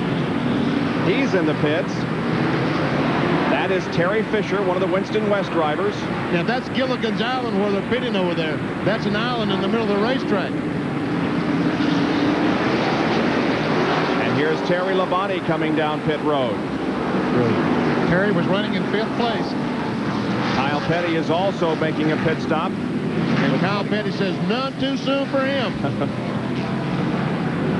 We've got 26 laps to go, Doc. And they were having to wait on Kyle Petty's pit stop because he could only go 27.5 laps on fuel. And they had to get past lap 47, which was the last time by. So Kyle is stressing it as it was. He said, hey, we have got to change these tires. We knew we got a bad set of tires where the car is towed out so bad we got to push and we just can't drive it. So Kyle now already having changed right side tires, gets left side tires put on. The Coors Light Silverboy Pontiac, and he is down and away. 18.5-second pit stop for Kyle Petty in the Coors Light Pontiac.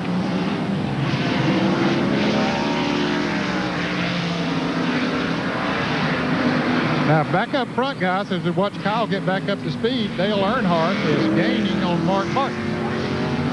What happened the last time coming in turn 11? Martin ran across that 09 car, Terry Fisher with a flat tire, and also Dave Marcus side by side. He had to almost stop to clear those cars coming in turn 11. That's why Earnhardt was able to get so much closer. As Earnhardt now makes a pit stop. And here comes Rusty Wallace, the 10 car of Ricky Rudd, and Dale Jarrett on the racetrack net. Has he got a flat tire? I've heard a report that he might have a flat tire. I know he had slowed down some on the last lap, so he'll be coming into the pits too. There's Earnhardt heading towards his pit, 35 miles an hour down pit road. All the way down to the end pit where Jerry is stationed. Final pit stop for the 7-time Winston Cup champion. Thus far, no chassis adjustment. NASCAR allowing an 8th man, if you're counting at home, over the wall to clean the windshield because of all the dirt and debris being shoveled on the racetrack. So don't look for a penalty here. The 8th man is allowed. Right side tires already have it going on. Left side going on. It's full of fuel, and he heads out of the pits. Let's go to John Kernan. 4-tire change for Sterling Marlin. No chassis adjustment. Left side's on is Dale Jarrett with a flat left tire. Gets down pit road. Sterling Marlin, the work finished. He is down and away. And the 28 car of Jarrett has made it around after the flat tire that he sustained. Working on the right side of that car, now moving around to the left. But the left side is what's flat on the car, and we'll be able to get the jack under. No, they can't. Lift the car up, guys. Come on, lift it up. Jeff Clark is in. I cannot get the jack up. He finally gets the jack under the car so they can change the tire. Well, that's going to cost him a lot of extra time. Lost some time on the racetrack, then a lot of extra time in the pits.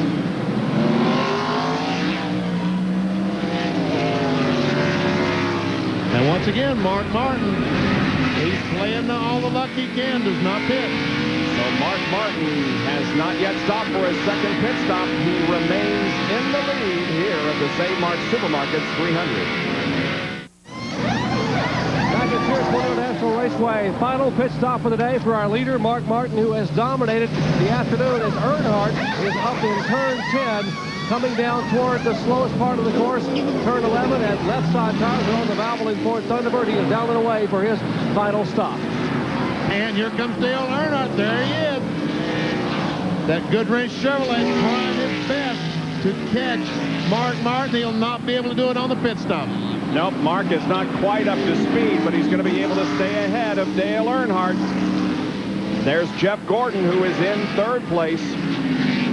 Earnhardt leads all drivers with 26 top 10 finishes in 35 road course events. He finished third here last year, his best finish at Sears Point, and he is within now just a couple of car lengths of Mark.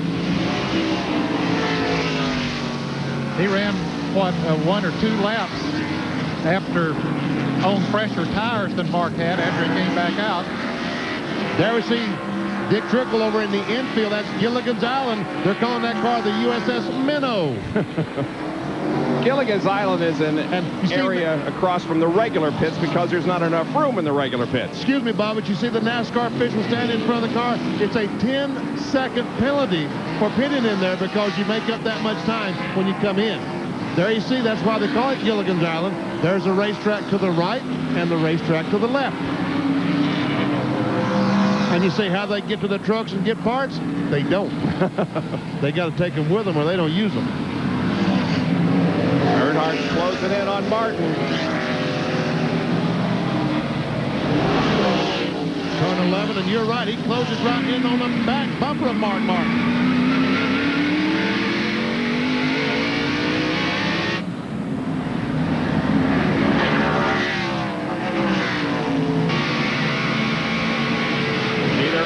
Nor Gordon has led a lap here today. If the race were to end right now, Mark Martin would have the points lead by 6 over Dale Earnhardt. He's in the lead, and we have 51 laps completed.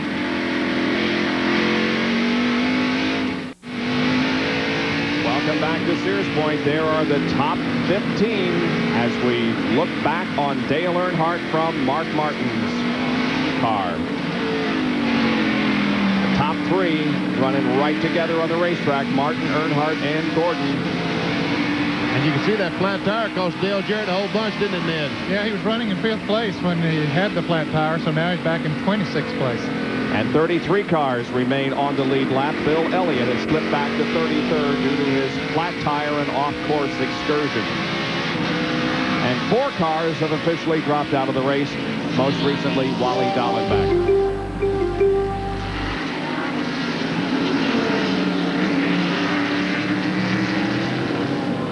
Here comes 4th and 5th. Rusty Wallace in 4th.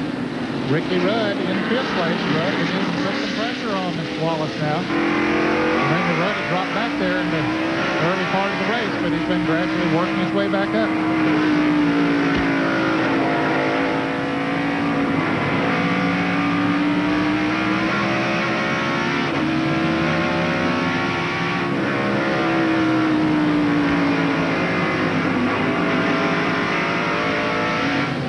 Bobby Hamilton and Bobby Labonte are right together. Yes, they are, coming into turn 7. Labonte had a notion to try to go on the outside. Here's Ken Prater in that battle as well in the car 25. No pass here.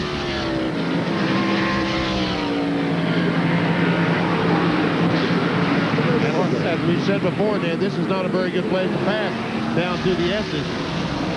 This is 16th, 17th, and 18th. Let's see what Bobby Labonte can do as he come in turn 11. Oh, there we watch Rusty Wallace and Ricky Rudd going up the hill. I guess that's the turn 2. Yes, it was. Turn 4.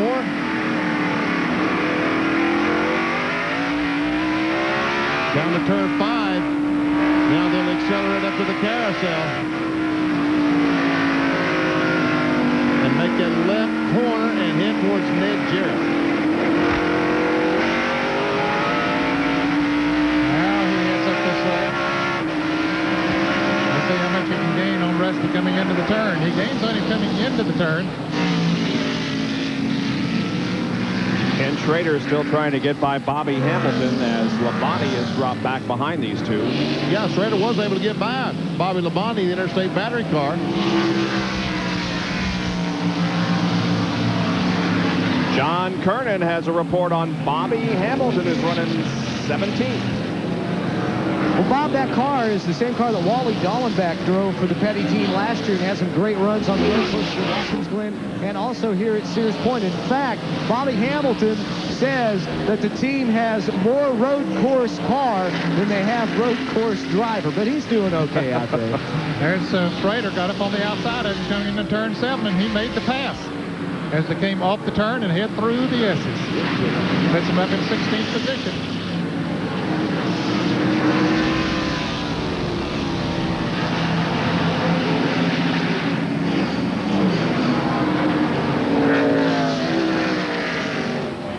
Battle continuing between Rusty Wallace and Ricky Rudd for fourth rather.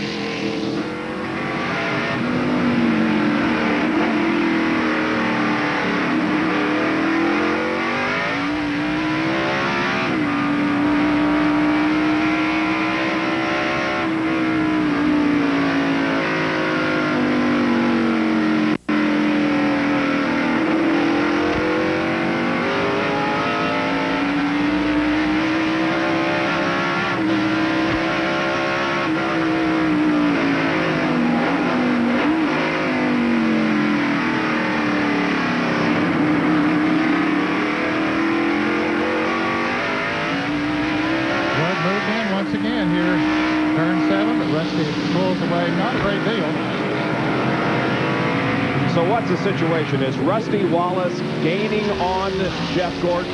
Well, let's check that out. You know, there are really two parts of this racetrack. There's a technical aspect and a fast side of the track. And we've timed Gordon and Wallace. Look how much better Gordon is to the technical part of the track than Rusty Wallace. And you can see by that there is indeed no closing up. Gordon is staying ahead of Rusty Wallace, who is regarded as one of, if not the best road racer in the business. He's obviously a very good road racer. Right now, Rusty's car just not working exactly right. And Jeff Gordon's car working very, very well. As a matter of fact, Jeff Gordon and Dale Earnhardt keeping all kinds of pressure on Mark Martin. But meanwhile, we're watching Rusty Wallace in the Miller Genuine Draft Ford trying his best to stay in front of Ricky Rudd.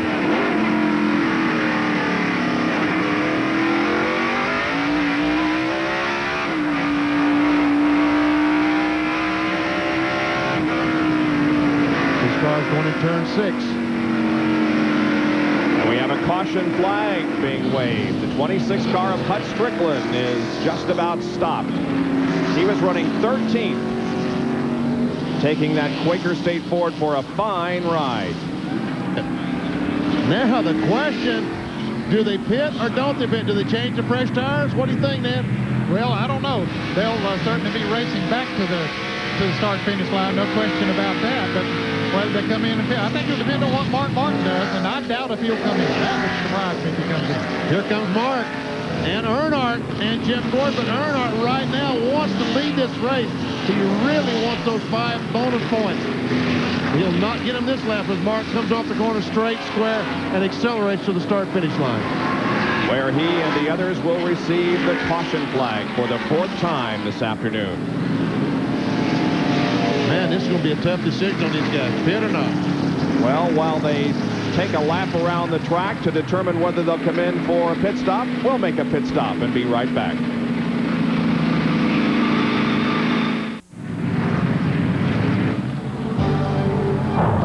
ESPN Speed World coverage of the Save Mart Supermarkets 300 is being brought to you by Firestone, America's tire since 1900. By the more than 1,000 AutoZone stores across America. AutoZone, the best parts in auto parts. And by cold-filtered Miller Genuine Draft, making the world a very cool place. Under caution for the 4th time here at Sears Point. The question is, will the leaders be pitting? We are going to know the answer to that question in just a few minutes. They're up in the S's and headed toward the decision-making area. The crews don't appear to be in any hurry to ready for a pit stop. Did you see Steve Mills sitting on pit wall? He certainly does not look like he's going to pit now. These guys have picked up an air wrench. And Robin Pemberton, the crew chief, is talking to Rusty and said they're making their plans what they're going to do. Rusty looks like he's getting him a drink. Roush is talking to Steve Mills. Steve Allen looks like...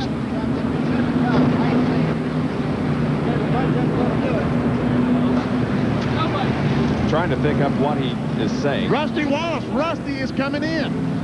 At the last instant, Rusty Wallace dove on pit road, and he's the only car that stopped.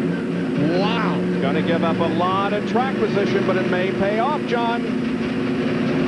Well, when I talked to Robin Pemberton just a few moments ago, he was acting as if they would not come in. He said Rusty hadn't said anything about the car. Dale Jarrett also taking an opportunity to come in on pit road. Rusty slowly coming down to his pit stall. He'll pull in. There will be a 4-tire change for the Miller Genuine Draft crew. Robin Pemberton didn't indicate any type of chassis adjustment, but they're masters with making air pressure adjustments to get the car just right. Now Todd Barrett will put a round wedge in the left rear of the car. Left side tires going on. Rusty Wallace sitting here.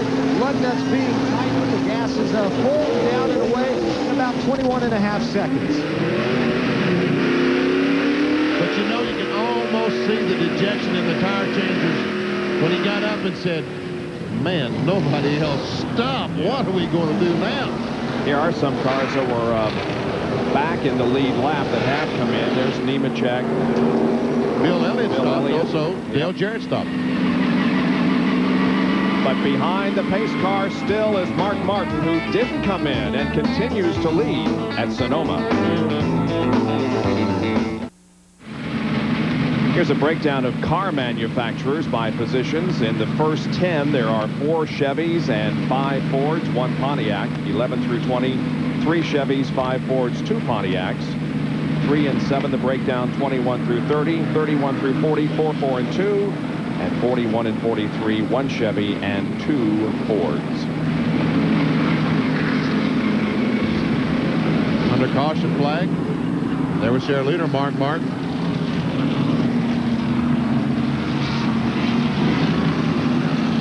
I see it. What's that on the right door? The black strip on the right door that goes through the Xerox? The bungee cord, isn't it? Looks like something maybe holding up the exhaust pipe on Mark Martin's car.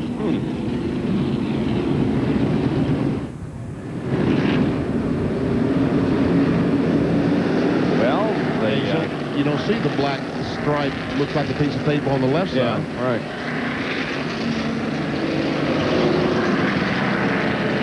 Well, the excitement has gotten to some people. They just can't take it anymore. So they're catching a quick nap here before we go green once again. By the way, we are under caution. Hut Strickland stopped on course, and the 90 car of Mike Wallace was smoking heavily, and they're checking the track for fluid at the moment. Now, the lights atop the pace car will be turned off, what, down around where you are, right, Ned? Yeah, when they come into turn 7, that's when they turn them off. Here, let's zoom in here and say that, by golly, it is a bungee cord, and it is holding up the header there. Jerry, what's the deal? They noticed on the first pit stop of the day that the retainer brace that holds the exhaust pipe up had been broken, but they said the exhaust pipe cannot come off because it's kept by another retainer beneath the car. But to keep it from dragging, on this pit stop they made a few minutes ago, they took a bungee cord and put the bungee cord to hold it up. Now, Ray Evernham just ran up here and said, hey, Steve, you guys got a pit. You got a bungee cord stuck to the side of your car. They all started laughing. Of course, no one expects or would ever think of the 6th car making another pit stop here today. Let's go to John Kernan. Jerry, I just talked to Robin Pemberton and asked him what the deal was with him coming into pit. They were running in the top 5, and Robin said, well, Rusty wanted to make that pit stop. He wanted to have that adjustment. Remember, they were around a wedge in the left rear of the car, and they're pretty dejected right now because they gave up a lot of positions out there on that racetrack. Yeah, they sure did. They are way back to 24th position as the lineup is being prepared for the restart. He seems to be flexing that right arm a lot. What's the deal there, Benny? That's Rusty Wallace. That's vintage Rusty Wallace. He does that when he gets ready to shift. He gets ready when he grab that steering wheel. He's ready. He's just getting ready. That's what he's doing. Well, we've seen repairs made by many things today. Rubber bands, scotch tape, vice grips, and the latest, a bungee cord. We'll be right back.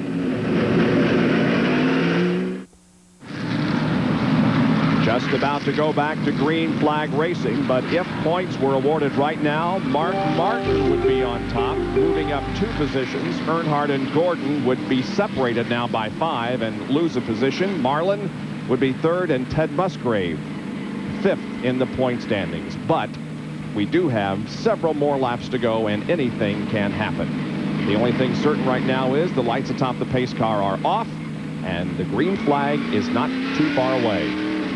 Yeah, we've still got to get this contest decided before we can start awarding points.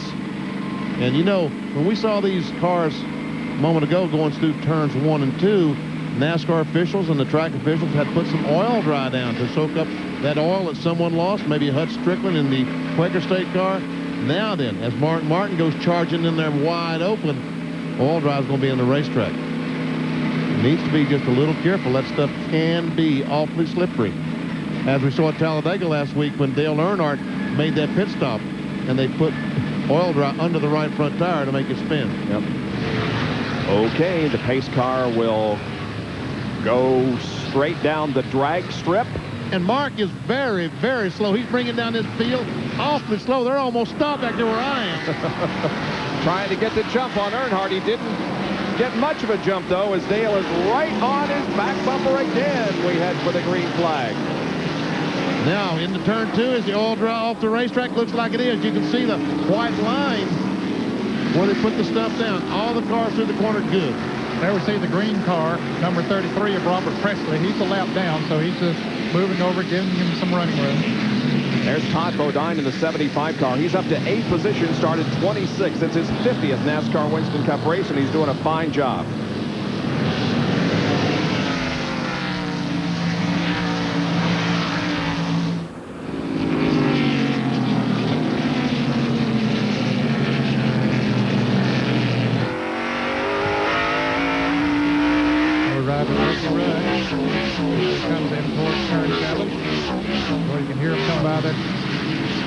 They come by there in a hurry. Jeff Gordon trying to make a move on Dale Earnhardt here. Don't believe it's going to work. Nope, not this time, Bob. Remember, he passed on the outside there quite a while ago, like he was thinking about doing it again. And Rusty Wallace spins here in turn 8. Dale Jarrett goes over, gets up on the side. He hits the bank. And Davy Jones is involved. Dale Jarrett is up on his side. Yeah, he got into that dirt bank, Bob, and certainly an uncomfortable way to be hanging in your belt. He just needs somebody to get that thing righted. Hey, Ned. Yeah. If you want to get unhooked and go down and check on it, be okay with me. Well, I understand, but I feel comfortable that he is okay because, you know, he got into that bank and it just, he was dodging Rusty Wallace. We understand that he has that on the radio, and that worker is trying to push him over. The worker just needs one more hand there. Maybe I'll go there and help him. Now the record's coming there. I'd go to help do it myself, but they're going to get there before I could. He's only about 75 yards from me. Now they're going to get it over there. There we go. Now to get him out going, he can stay in the lead lap. I was going to say, he could very easily get that thing going again. Give me a push. That's what he's saying to the guys. Give me a push. And Rusty Wallace is back on pit road. Okay, Dale Jarrett's off and going. And here's a look at it again, Ned. Okay, they were really tightened up coming in here. You see the 25 car to the 33 get together there, maybe just a little bit coming in, and then here comes Rusty into the picture. He was up beside trying to pass Ward Burton, and Dale Jarrett just trying to dodge him, locked his brakes, but he got on the grass about the time he locked the brakes, and into that dirt bank he went, and it just stood right up on the side. But again, Dale is gone. Stayed in the lead lap. Work continues on Rusty's car, John. Well, a lot of sheet metal damage on the left rear. They're having to pull it out to make sure it doesn't rub up against that left rear tire. In fact, they did the work on the left side first. Now they're going around and will change the right side tires as Rusty sits here. They're waiting. Bill Wilburn on the radio. They've gotten the problems fixed, but what problems they could fix, and Rusty is now down and away. We are under caution once again because of an accident up in turn number 7 involving Rusty Wallace, Dale Jarrett, and others.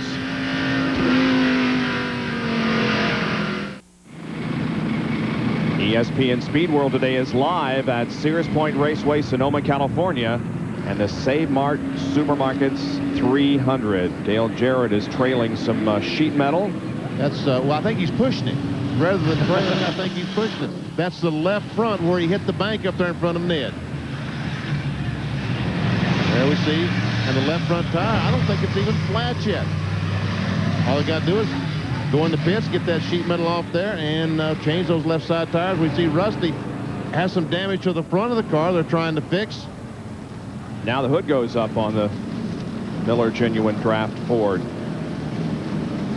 Well, we told you a while ago on the long-distance haul that the truck drivers had to make in these transporters from Talladega out here this past week. And then after the truck drivers got here, they had a race to do, part of the Mayflower Challenge. Last year's champion hasn't qualified for the finals yet, but when they came out here to Sonoma, it was the defending champion of the Mayflower Challenge, Rodney Pickler, coming home a winner, picking up the paycheck here. And now let's take a look at the point standings. Rodney Pickler, the results from today's challenge. Ricky Simmons finishes second and Steve Foster in third. And now the points. Tommy Rigsby holds on to first. William Marshburn from 7th to 2nd. Earl Barban and Ricky Simmons are tied for third, and Pickler moves up to 4th position from 14th. So he picked up 10 positions in the Mayflower Challenge, and the next event is going to be in Pocono, Pennsylvania. We'll keep you updated on how things go with the Mayflower Trucker Challenge. Rodney Pickler, yeah, has moved up to 14th, picking up 10 spots. Rusty Wallace back out on the racetrack after another pit stop. Rusty Wallace is losing that fluid that we see him trying to clean up. I don't know what it is, and I guess that's why they raised the hood. But maybe he's broken an oil line, or it's overheating, water coming out. I don't know. That looks like they're putting down something for oil. And it started right here where when he got involved in that wreck in turn 7, Benny, and he was stalled there, and right from the position he left from, there's just a streak of oil from there all the way around. There we see Dale Jarrett's back out there, minus the left front fender. Sure, he's got 4 new tires on that Haviland Ford, so we'll go to John Kernan. He can tell us exactly what they did to it. Well, they had to cut away that left front fender, or what was remaining of the left front fender. They also, some of the supports on the left front of the nose underneath the car, they had to cut away. They had been pushed back and were actually pushing up against the brake rotor, so they had to cut those things away. Of course, they changed all 4 tires, pulled away the sheet metal to keep it from rubbing on the car, on the tires, and he finally left. But it was a very lengthy stay on pit road for Dale Jarrett. Trying to check in to find out exactly what the problem is with Rusty. I'll get back with you just as soon as I find out. Well, you know, guys, talking about Rusty, that was a very costly pit stop. He was running in the top 5 and elected to make that pit stop, and he got back there where he's more subject to get in trouble. Yep, both he and Rusty were in that situation. Now he catches up with the field and gets set along with the rest of us for a restart when we come back to Sonoma. Still under caution at Sonoma. Looking back on second place, Dale Earnhardt from leader Mark Martin's car. Behind Earnhardt is Jeff Gordon. You know, just a couple of laps ago, I talked about the oil drop in 1 and 2, the speedy dry. Watch as these cars go through that, and that can be very slippery. You got to be careful when you go into these corners at high speed and hit that oil drop. last week at Talladega. It was unbelievable. Dale Earnhardt, he had been choking the car down as he left the pits. The car bogging down. Watch as they spread oil dry under that right front tire to make it spin. And you saw it spin for just a second. Watch as it worked so perfect for Andy Petrie and the guys. Watch, they spread the oil dry down right there. Now, as the car starts accelerating, you'll see that the oil dry actually sticks to that hot tire as it rolls through. You see it, and it spins for just an instant. That's enough to get that Goodwrench Chevrolet on the move. A great move by Andy Petrie and his crew. Have you ever seen that done before, Benny, and why would they do that? Why do they do it? Because I was talking to Andy Petrie on Friday. He said, man, you know, Earnhardt keeps bogging the motor down when he makes these stops. He said, it's too bad there was some oil dry on pit road, you know, because it would make the tire spin. Why don't we put some oil dry on pit road? It's just a spur-of-the-moment thing, and it worked like a champ. First time you'd ever seen that? First time I'd ever seen it done. Yeah. And we can see all the oil. There's a truck back putting the oil dry down. And, you know, they said that I said that the 2 car was losing oil. But Robin Pemberton reported, I guess, to John Kernan that they're losing oil. That must have been from the 77 car when he hit Rusty Wallace up in turn 7 in front of Ned. Yeah, they were right together, and from the point where they moved away from, that's where the streak started, and that's what you're watching here now off of turn 7 as they head in towards the S's. And they must have put a lot of it all the way down there because they've come back for the 3rd time and put the oil dry down here, starting from the spot where Rusty Wallace and Davy Jones wrecked. He doesn't lose very much, but Rusty Wallace will have to go to the end of the longest line because he came in while the... Hey, Bob. Yeah. Bob, there's only one line. Well, I know, but there are only 6, 7 cars that he will have to go behind. It's not like he's going to have to go behind... Oh, I see. See what I mean? Jerry is with Andy Petrie. Andy, we just showed last week that ingenious move you guys had on pit road to put some oil dry down under your car on that final stop. Why'd you do it? Well, we were having trouble with the car getting going. It was choking the motor down when we took off, so we figured if we could just break the wheels loose and spin the wheels a little bit, it'd let the motor rev up and we could take off quicker. So, you know, we kind of laughed about it, talked about putting some speedy dry under the tire, and I said, hey, why not? Let's try it. So we had a guy we could send over the wall. We were just doing gas only. Sent him around there and had him dump it right under the tire, and it seemed to work pretty good. Now, what do you have this week? Any kind of magic you've got for Mark in these final laps? Well, there's not much we can do because we're not going to pit again. I don't know if Dale's got anything for Mark. If he does, we'll find out, but it looks like Mark's pretty strong. Well, Mark's awfully strong, but the 3 car probably has a little bit left. We'll see what he can use up in these last 15 laps or so, Bob. All right. The caution remains on. It is Martin, Earnhardt, Gordon, Rudd, and Terry Labonte, the top 5 with just 11 laps to go now in the Save Mart Supermarkets 300. We're a little more than a half a lap from the green flag. However, we do have time to take another break before we return here and wave the green flag and start racing once again. So stay with us. We'll be right back for Green Flag Racing at Sonoma.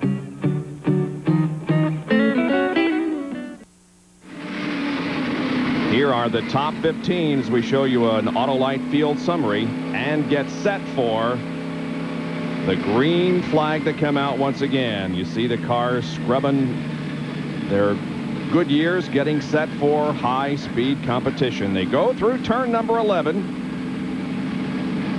And once again, Mark Martin, there's all the 43 cars. Mark Martin, the last time, brought them down at a very, very slow speed. And again, it looks like they're doing 20 miles an hour as they're anticipating the green, and Mark nailed it. Here we go. The green is waving. He didn't want to have Earnhardt to have a chance to get up beside him before he got into the turns. 9 laps to go.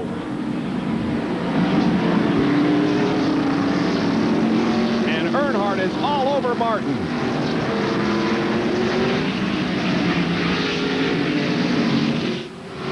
Earnhardt looking for his very first road course win. Mark Martin trying to make it 2 consecutive Winston Cup wins, and Dale locked him up a little bit there. Yes, he did, and I think he figures that he's got to make his move quick if he's going to be able to do it at all, because once Martin really gets settled in, he's had the car that would stay out front all day long.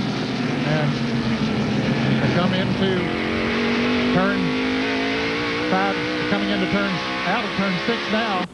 down this straightaway, gearing down. Earnhardt will run in on him coming into this turn, but don't think he'll be able to do anything with him here because Mark has been so good here all day long. Even though he does move in close, Martin pulls away.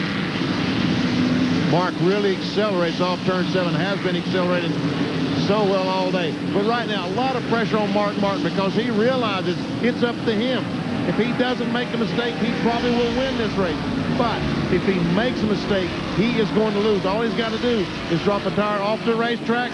Anything can go wrong, and he can lose this race because look, he just that little bit right there might give Earnhardt the opportunity. Good point. He's under tremendous pressure. He sets his own destiny here with what happens in the next 8 laps. But once again, we see him edging ahead by a half a car length or so as Jeff Gordon continues to run third. Here are Ken Schrader and John Andretti. This is the battle for 11th position between these two. And Schrader takes the position away. Kyle Petty's right in front of him there now. With Kyle running in 10th place. Buddy Barnes, one of the crewmen on the 37 car the other day, told me he was very, very impressed with John Andretti on a road course. He said, we just might have ourselves another Tim Richmond. And wouldn't that be awesome? John Andretti won his first and only IndyCar race on a temporary street circuit in Adelaide, Australia a few years ago, so he has won on road courses.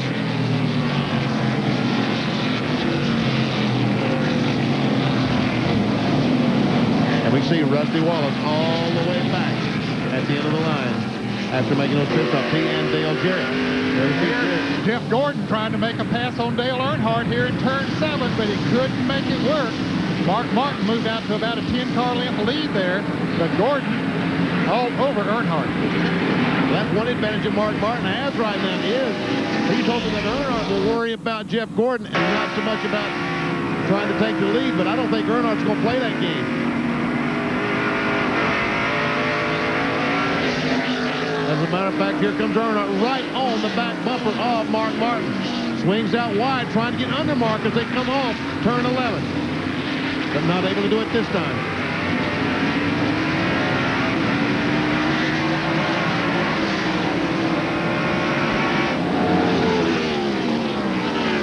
Mark Martin won the most recent race on a road course at Watkins Glen last year. He also won at the Glen in '93, trying to win his 3rd road course event.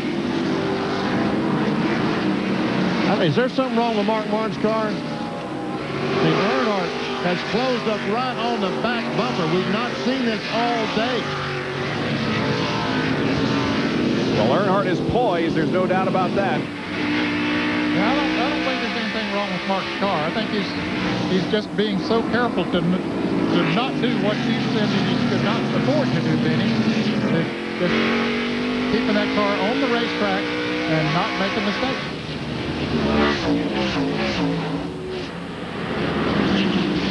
While we watch the battle up front, we'll tell you that the 90 car of Mike Wallace has been black flagged again. Jeff Gordon looking outside of Earnhardt. Well, he really gets through this turn good, Bob, but he's not good enough to make a pass this time around.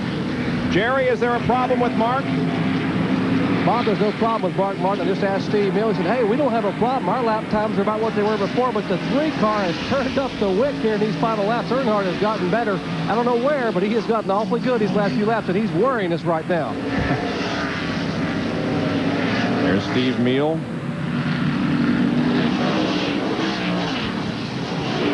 Down in turn 11 once again. Mark just accelerates off all these corners so well. That's been his strong suit today. That car really gets hooked up coming off the corners. 6 laps to go. Kyle Petty and John Andretti racing side by side for 12th position. Andretti trying to take it away. Well, this is a tough place to try to make a pass on, but they're working so far. A lot of cars behind them wish they'd get singled out, and finally they did. Kyle held on to the position. Boy, some of those cars go way up on those rumble strips and look like they're going to overturn there. Isn't that a great shot as those right sides come off the ground? As we see Kyle Petty going to corner, smoke that right front tire. Gary Cope, the main and tail car behind John Andretti. Bobby Labonte, Morgan Shepherd, Bobby Hamilton. All these cars racing for position.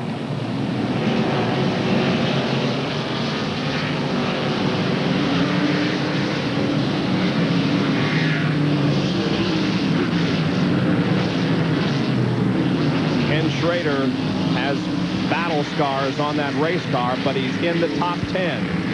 Yeah, he's had about everything that can go wrong that they can go wrong. Just ahead of him is 9th place Jeff Bodine, on whose car we ride right now.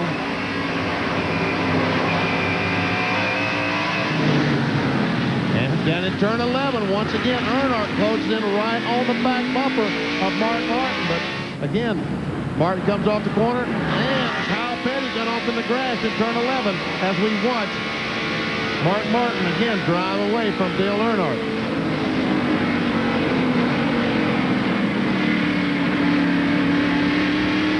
See Earnhardt once again drive up on the back bumper of Mark Martin. Boy, he is keeping the pressure on. Of course, he knows how to do that. No one knows how better. Man, he's driving that car. Both those guys driving that thing for all they're worth.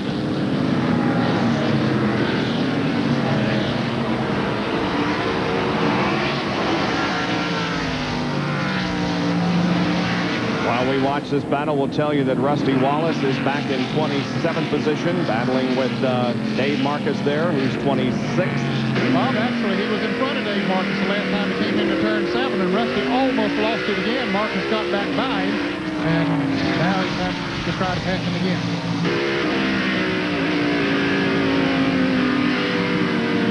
This is down in turn 6. Meanwhile, the leaders are going through the S's, and still no change up front. No change up there. Earnhardt staying close to Martin, but now Gordon has dropped a few car lengths behind where he was a little bit ago when he was challenging Earnhardt. Okay, now, historically during this race, at this point of the race, Mark Martin starts putting just a little bit of distance on Dale Earnhardt.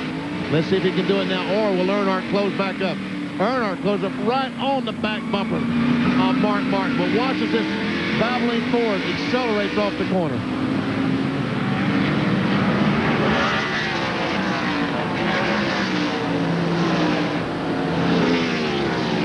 They're hustling all over the track. Watch Todd Bodine and Jeff Bodine side by side. Man, that's up at turn 7, isn't it, Ned? And Todd Bodine gets very, very high coming off the turn as his brother tried to make the pass, but he didn't let him. So, big brother, I'm going to hold on to this position right now, at least. They were battling, by the way, for 8th position.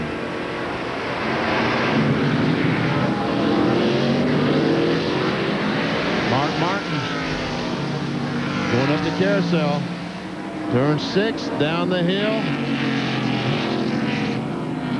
We'll tell you that Kyle Petty continues to fall back. He's back to 21st position at the moment, after a very impressive early run. Man, look at Earnhardt, Ned. He's coming right in on him. He's trying to do something here. He's giving it everything he has to him, but he just can't do it.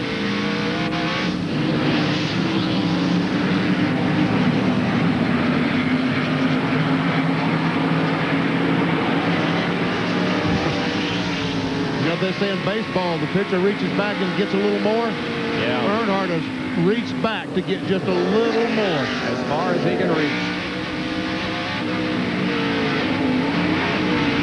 Turn 11, Earnhardt right on the back bumper, trying to get underneath Mark Martin as he come off the corner, but Mark throws that good line, accelerates, and once again, Earnhardt can't do it. Now we're down to just 3 laps to go on this 2.5-mile road course.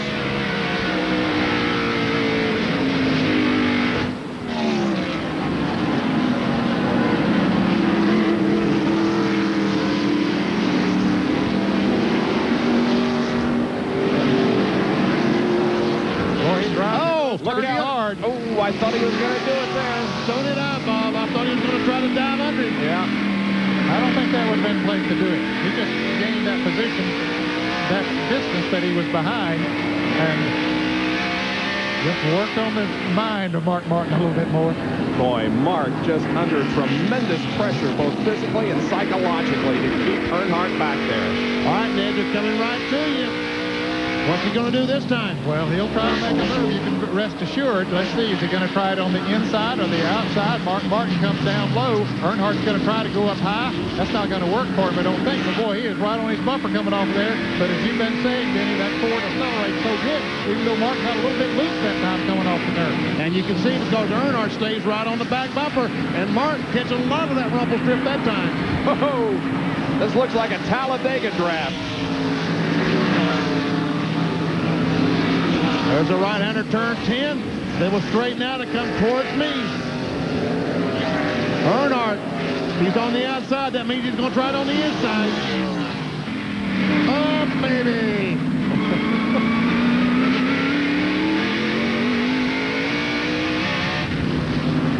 Now, he's been trying on the outside, Next time, he'll try it on the inside.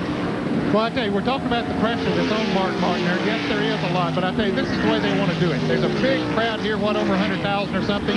This is the way they want to finish a race, is racing as hard as they can possibly go for it, because when you get in victory lane, it means so much more as Earnhardt gets a little loose coming through there. He sure did. The rear end got around on him that time, but he didn't lose. Oh! Man, Mark's trying to turn that 6-car over, isn't he? Right on the back bumper. Folks, I don't know if you're getting excited, but I am. I wouldn't want a steady diet of this, but I really look forward. Here we go. He's got him on the inside of turn 6.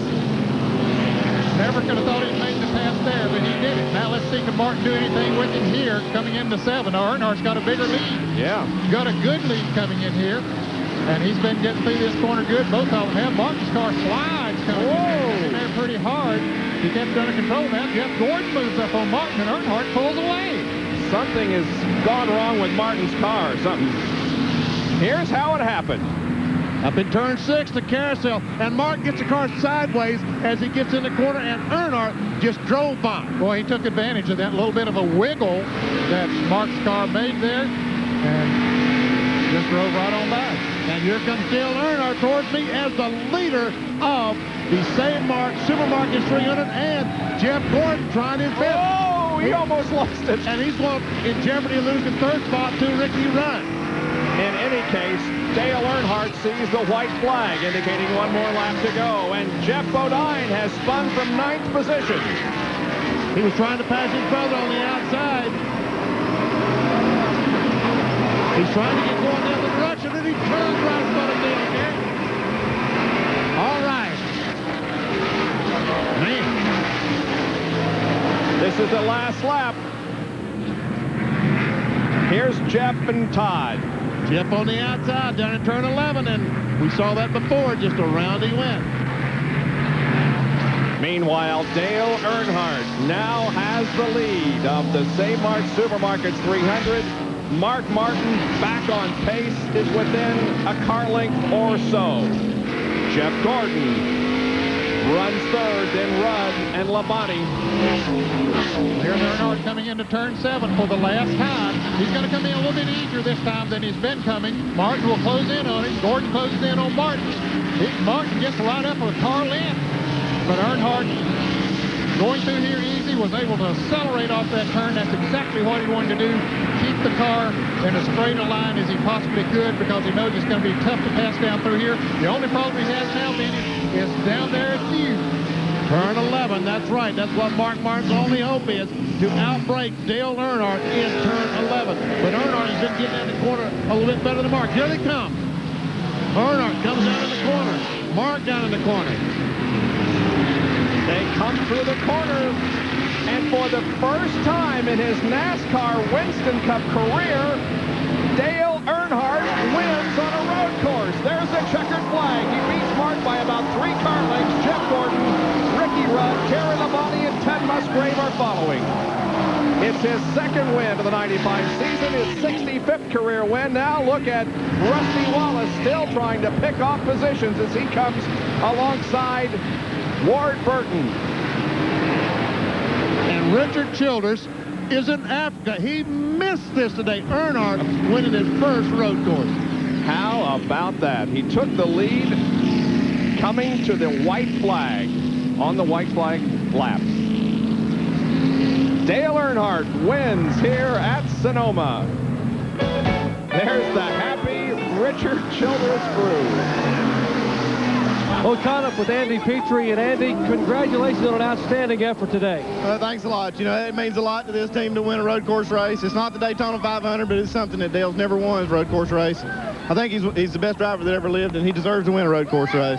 You made no changes on the car, but his incredible run those last 9 laps was something to see. Yeah, we made air pressure adjustment on that last stop, and I thought it was going to hurt us there with all those caution flags we had. If we got some green flag running, we thought we'd be good, but boy, what a driver, huh?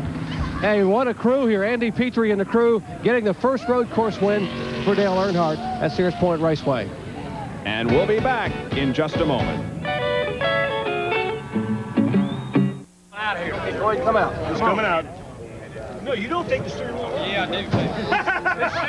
It changes. There we go. Right.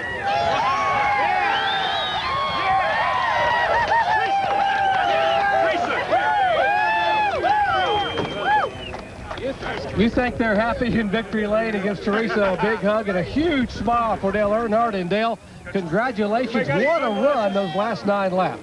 Well, I've won a road course. Maybe I break the ice and win Daytona next year. You said coming into the year, you said there's 3 things I wanted to do. I want that 8 championship, and I want a Daytona 500, and I got to win one on the road course. Well, you're part of the way there. Well, so I tell you, Richard said he's going to Africa on a little excursion. He did. He said, y'all probably win the race while I'm gone. If that takes it, I'll go to Africa every year. So he's going to Africa next year, whether he knows it or not, for the Daytona 500. But, you know, his team and Andy, all of us, they worked really great. I can't say enough about spinning the motors and Andy Petrie. All the guys at the shop, they just do such a good job, Jerry. And, you know, we worked hard. We've gotten a couple wrecks here lately, and you know, we just work hard as we can. It's just week in, week out. I don't know why we hadn't won a road course until now. We've been close. I sat there behind Mark and ran a real good, smooth race. And, you know, everybody that pressured me from behind just wasn't a contender. I could just take care of my tires and just move on. But Mark had really beat me off these long corners. Well, the last couple of laps, somebody threw some grease out. And that was a little deterrent, and he slipped and slid. He slipped out on the carousel, and I got under him, and that's all it took. Then I could hold him off. He could spin and slip, and trying to get back by me, it wasn't as easy. So I just helped my line runner smooth and didn't do much. Just eased her line. It was an Earnhardt sweep for the weekend. His driver, Ron Hornaday, wins yesterday, and Dale Earnhardt wins his first ever on the road course today at Sears Point Raceway. Back with more after this. Back off. They have to stay here while we do, Jim. ESPN Speed World being brought to you from Sonoma by Quaker State, the intelligent oil for longer engine life. By Allied Signals Autolite Spark Plugs, guaranteed for 2 years no matter how far you go. And by Smooth Bush Beer and Easy Drinking Bush Light. Bush, the official beer of NASCAR. Here's John Kernan. Mark Martin, who finished second. Mark, looks like you had it, but Earnhart got you there at the end. They ran really good, and somebody was losing oil out there at the end, and we were the first one to it and ran right through it. I couldn't see it. I had felt it a couple of turns before and was looking for it, couldn't see it, and it just turned sideways. I mean, you win some, you lose some. Well, Mark Martin finishes second, moves into second in the points, Bob. Indeed, good finish here this afternoon. Dale Earnhardt coming back from problems last weekend on the last lap and takes the lead near the end of the race for the victory. Thanks, Ned, for your help down there in turn 7. A lot of fun. A lot of cars in the lead lap here. BP, did you eat a lot of food down there? Quite a bit. I was right by all the food. I figured that. There's the unofficial rundown. And the top 5 in points now. Earnhardt is all alone in first place. Mark Martin picks up 1. Jeff Gordon back 1. Sterling Marlin and Ted Musgrave remain in 4th and 5th position. There was a race here yesterday. We'll show it at 12:30 Eastern Time Tuesday morning. That's 9:30 tomorrow night here on the West Coast. Thanks to John and Dr. Punch and Ned and Benny. We will see you again on July 4th weekend in Daytona for the Pepsi 400. See you on Speed Week at 12:30 Friday night. This is Bob Jenkins. So long, everyone.